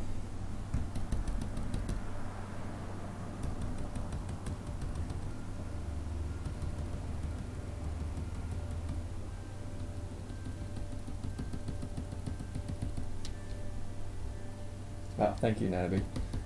These backgrounds are going slow moving. I've been messing with colors for a long time too. On the graveyard background was taking me a while to figure out how to color it to look like nighttime without a sky. It was really pretty tough to figure out. And I think once we get a couple of these backgrounds in a good place, we're going to go through and start testing how we would change them for the different seasons too. So we've tried to put some snow on top of objects for a winter. Alright, that looks good. Okay. I don't think you'll really see back there. Let's save that. I haven't saved in a long time on this computer. Okay. Let's see here. Backgrounds usually take, it depends. I was probably spending about, it depends on what was going on.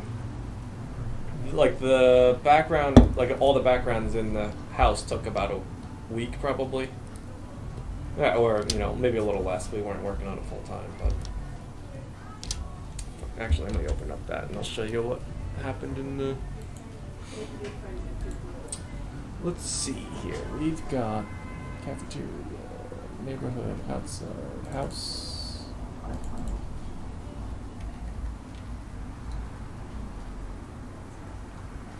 And this one, as you can see, the whole MX finally starts to slow down once you have this much stuff in it. It's really once you start adding all those masks in MX that really causes a problem. I switched out and I noticed that it just added a blue overlay square on top of the BG when nighttime happened. That's a good way of doing it. We didn't, I was hoping we could try to figure it out with a way of just actually changing the hue of everything in Unity, because we're gonna build a whole map world kind of like Zelda Link to the Past, but I want to be able to go in and out of nighttime and stuff within it, which it won't really affect inside the houses or any of the dungeons. Will all be the same, but all of this stuff took about, let's see,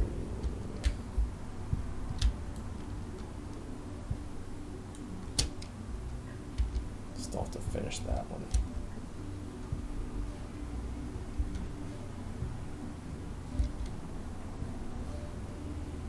I think we still need to do, I have to do a garage too for this one. I have to go back in there at some point and put in a garage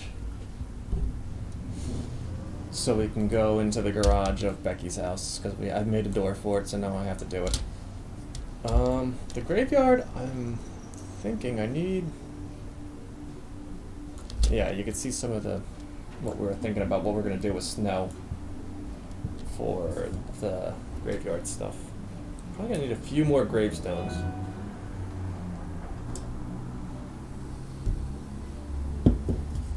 Oh, Chris is still concerned about the wonky hat on his in between, so he needs that sent to him later so we can work on that tonight. That'll bother him to the point where he can't sleep anymore.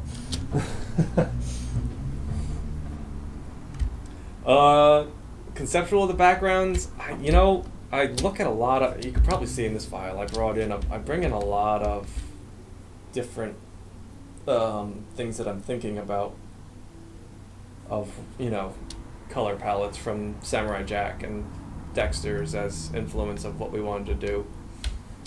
But it's really more just building out pieces so I can hand it off to Cody, and I'll try to build it out in, like, you can see I actually, in the neighborhood, I tried to build it out for him to have an idea of what we're going to do. But I usually just start with one piece and go with that.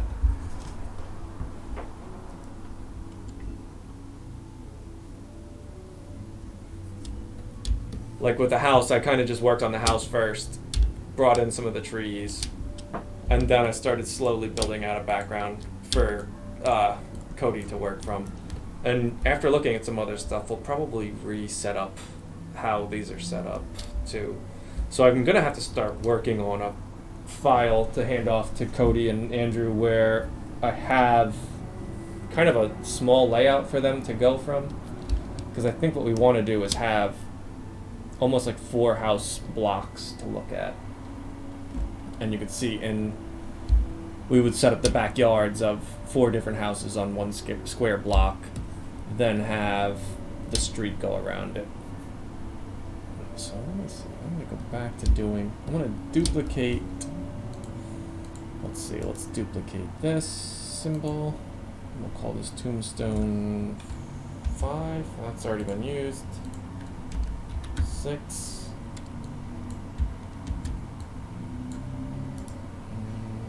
All right.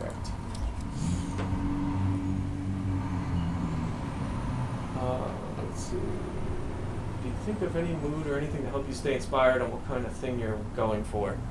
No, we've really just kind of been mostly just really looking at. I've been watching a lot of Powerpuff Girls, Dexter stuff, and it really is more. Kind of wanted to go for there was season 6 of both Powerpuff Girls and Dexter where they really I think computers were starting to get involved in the process, and I think they finally nailed the style down really well, which it was like a beautiful mix of painted backgrounds and Flash, actually using Flash stuff with it.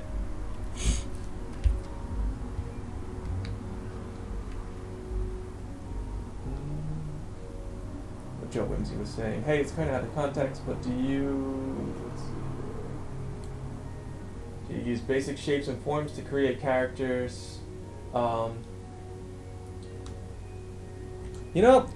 I tend to. I mean, I know now. They always make fun of the Cal Art style, where it's everybody's head is kind of that bean shape, like that kind of bean shape to begin with. But yeah, I always start with something normal, and then why is it doing that? That's interesting. Let's see here. What's that all about?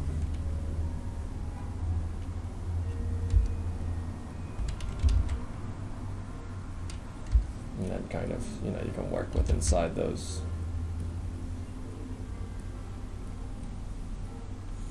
You could start with something that simple. Everybody's doing the tiny nose or no nose, and then kind of working with inside that. But no, I think you want to work with a shape at first, and then because then it's easier to animate too. You can kind of skew that shape how you want it to work. So then it's easy to think of the head as that bean shape now, and then if it goes, if it stretches out, it goes like that. If it squashes, it gets smaller.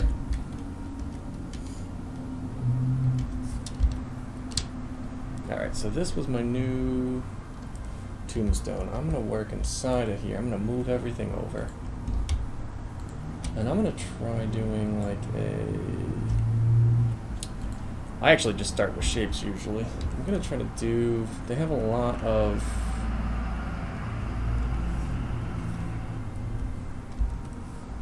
Maybe like a square tomb that's just on the ground.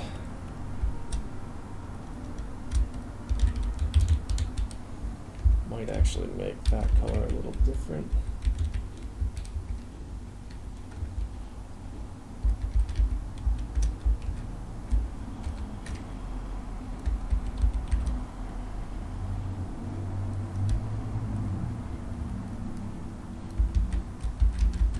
Alright, let's see here.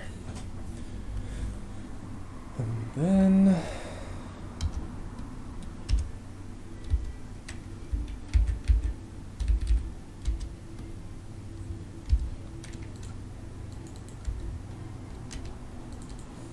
actually edit this so I can see what I'm working with here.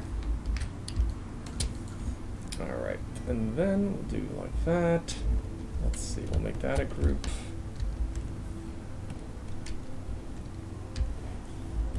I'm gonna go with another base.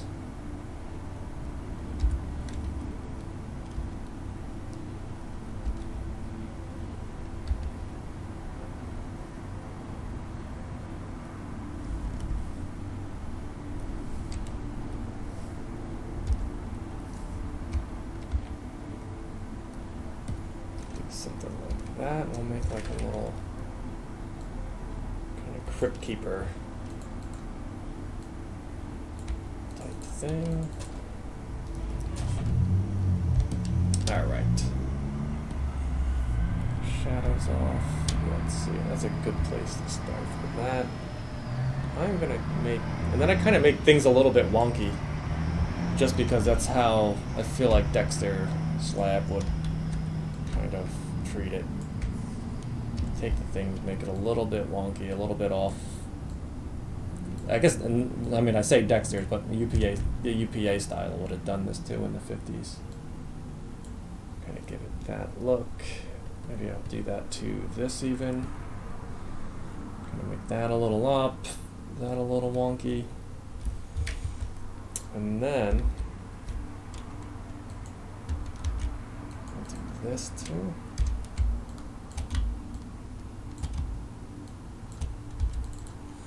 And steal dark color.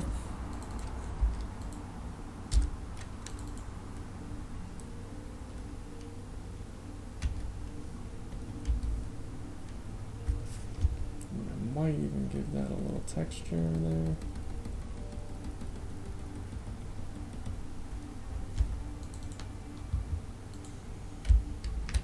You know, and this could be actually, if I set this up right, which I'm not doing right now, we could probably have, now that I'm thinking about this out loud, we could probably have these open up and have bad guys pop out of it. So I'm probably going to want to keep this door separate. And, or you know what, I could see this being more, maybe a bad guy would just break this piece of rock or this concrete and just smash out of it. Would probably be something interesting.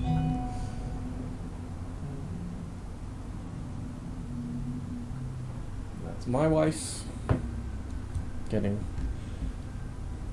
making sure I'm gonna bring pizza home tonight. That's how things go at the studio. Alright, let's see here. Alright, so what I would do now is I'm gonna make this a symbol. Keyboard's very strange here. Alright, so we'll call this Tombstone Pop 01. I'm gonna go back out. I'm gonna grab that color. I want to try to always keep things pretty close in the color palette that I've been using too, so we don't get too crazy. I'm gonna give. I'm gonna make that a little lighter. And I want to do some pressure sensitive stuff and give it some cracks.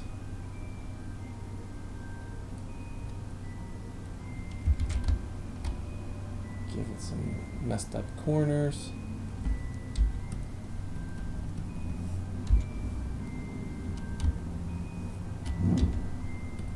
Some texture. The Future Man does not rock, by the way. I don't know who's saying things of that nature, but that is the last thing that the Future Man does. In fact, he's the exact opposite of rock. He's like country music or something compared to rock.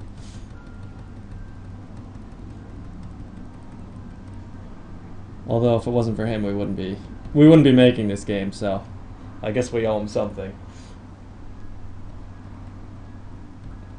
Although thank goodness Andrew's on it, because otherwise nothing would be getting done whatsoever.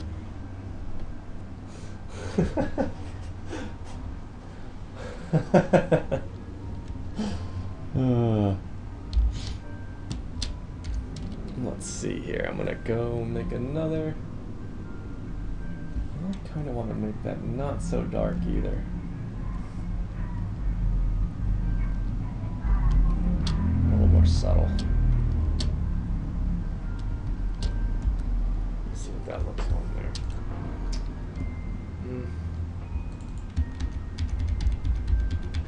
So I'm gonna go back out and see.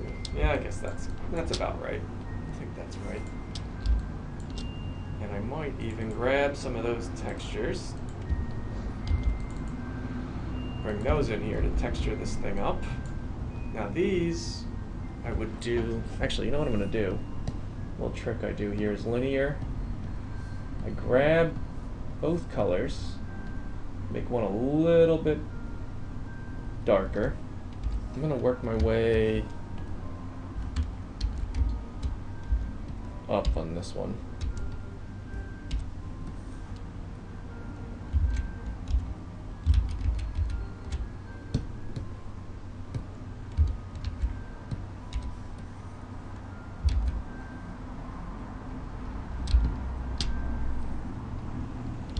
Okay, so now I'm going to bring this texture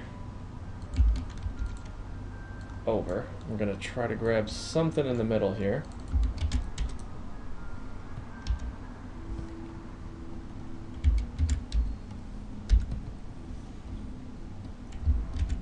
Make a couple of textures and give it that painterly look.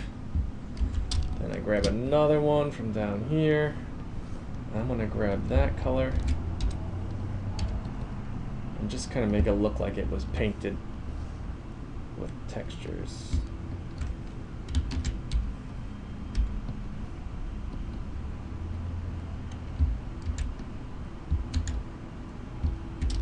I might do it like that. Alright, and this one, instead of doing a mask, I'm just going to get rid of this quick. That way I don't have to deal with another mask. Alright, so that, I'm going to lock those layers and get back to adding some more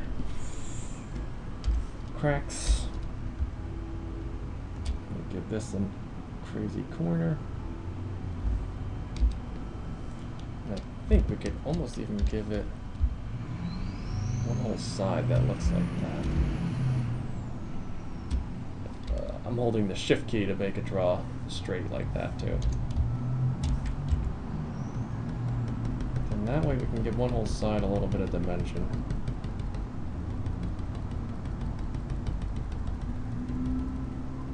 Compared to the other side.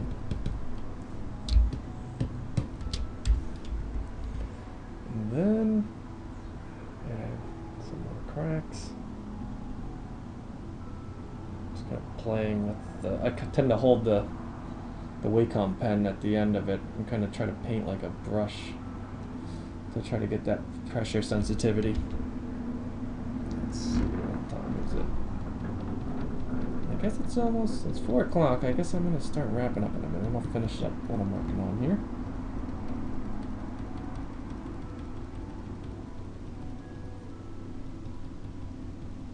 I know Chris is more of the wordsmith. I've been a bit silent. Just kind of getting moving here.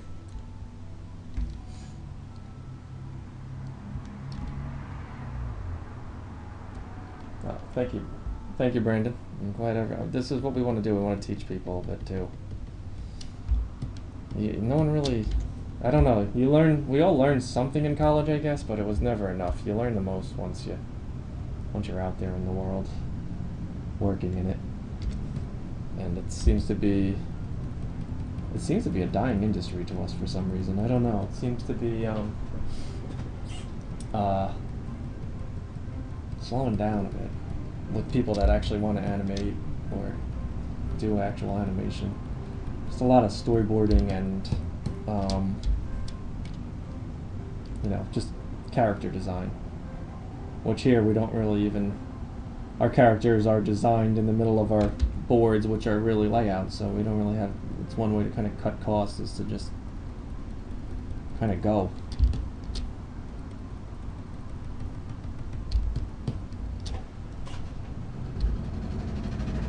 Oh, sketchy times. Oh, you caught us. You must have caught us later. We use an old version of Flash because it is just, I actually never used it. Chris used it the most first at Augenblix. And I was brought up on CS3, which was pretty good.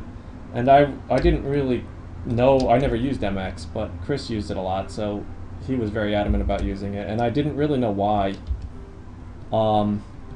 Until I started using it, and then I actually was like, okay, it works a lot better. Even CS3 was very good in the way that it didn't crash a lot. MX doesn't crash a lot. The new animate, I'd have to say we've been using it this week for the first time in a while again on another client project, and I've lost probably about 2 hours worth of work already in 1 week of just it crashing. Probably multiple times a day. And MX does not. It crashes on me maybe once every 7 months. I'll get a crash, and I kind of can usually know why. When I'm doing something like what I'm doing right now is a good reason to give it a crash. Is messing with the eraser and the line tool like I'm doing. But other than that, it never crashes. So I'm gonna do this. Some dots and texture here. And then I'm going to also give it some dots down here that are lighter so they stand out.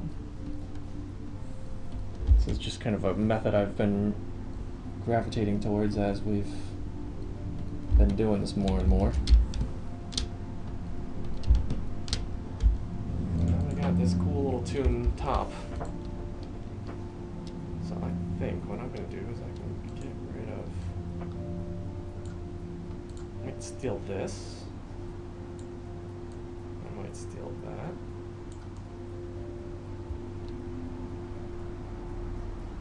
No, the backup save they suck. They really suck. I set it to 20 minutes and it like right now I hit save. You didn't even see it save. Like you didn't even know it did that. And this isn't a fairly larger file compared to what I've been working with in Adobe Animate. I'll hit Control Save on Animate and it takes a good 25 to 30 seconds sometimes. Sometimes we're talking about a 30 meg file. It's nothing. It shouldn't do that. So we use it because it's tough if you haven't used it. You don't know. I get it, but so it makes perfect sense to use what you're using. I get it, but MX just works. So I wouldn't normally complain about this kind of stuff, but it just works leaps and bounds better. Just file size wise, it doesn't have the autosave, which is, I guess, a feature. But I usually set it for 20 to 30 minutes because I can't have it interrupting me every time I'm in the middle of a drawing for 45 seconds on a file. Like sometimes these files are getting up to 200 megs for no reason. Alright, let's see. Let's get rid of this stuff for now.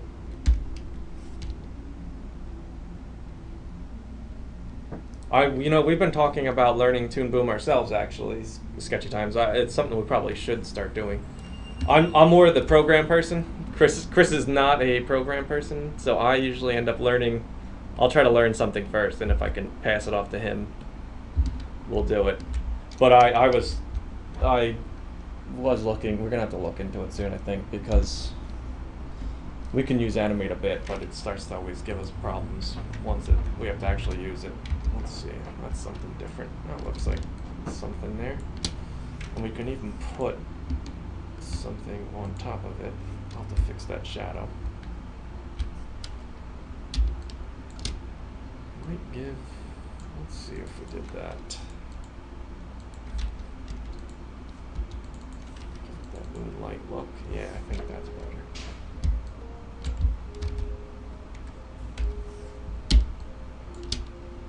Let's give it this.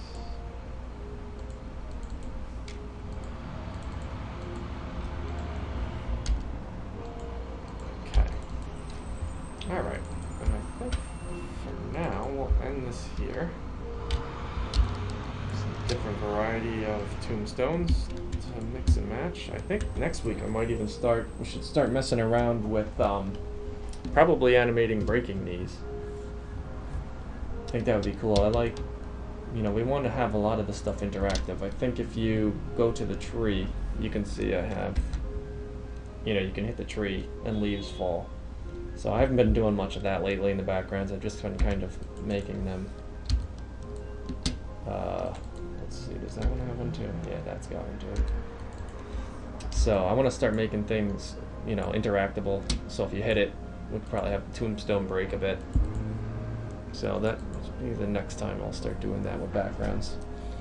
And I guess we will sign off here, and I will see you guys next week. Chris will be back, and we'll be doing probably some more of the cinematic, hopefully. Hopefully Chris will fix that hat if he doesn't sleep tonight. And we'll see you guys next week. Thanks, guys.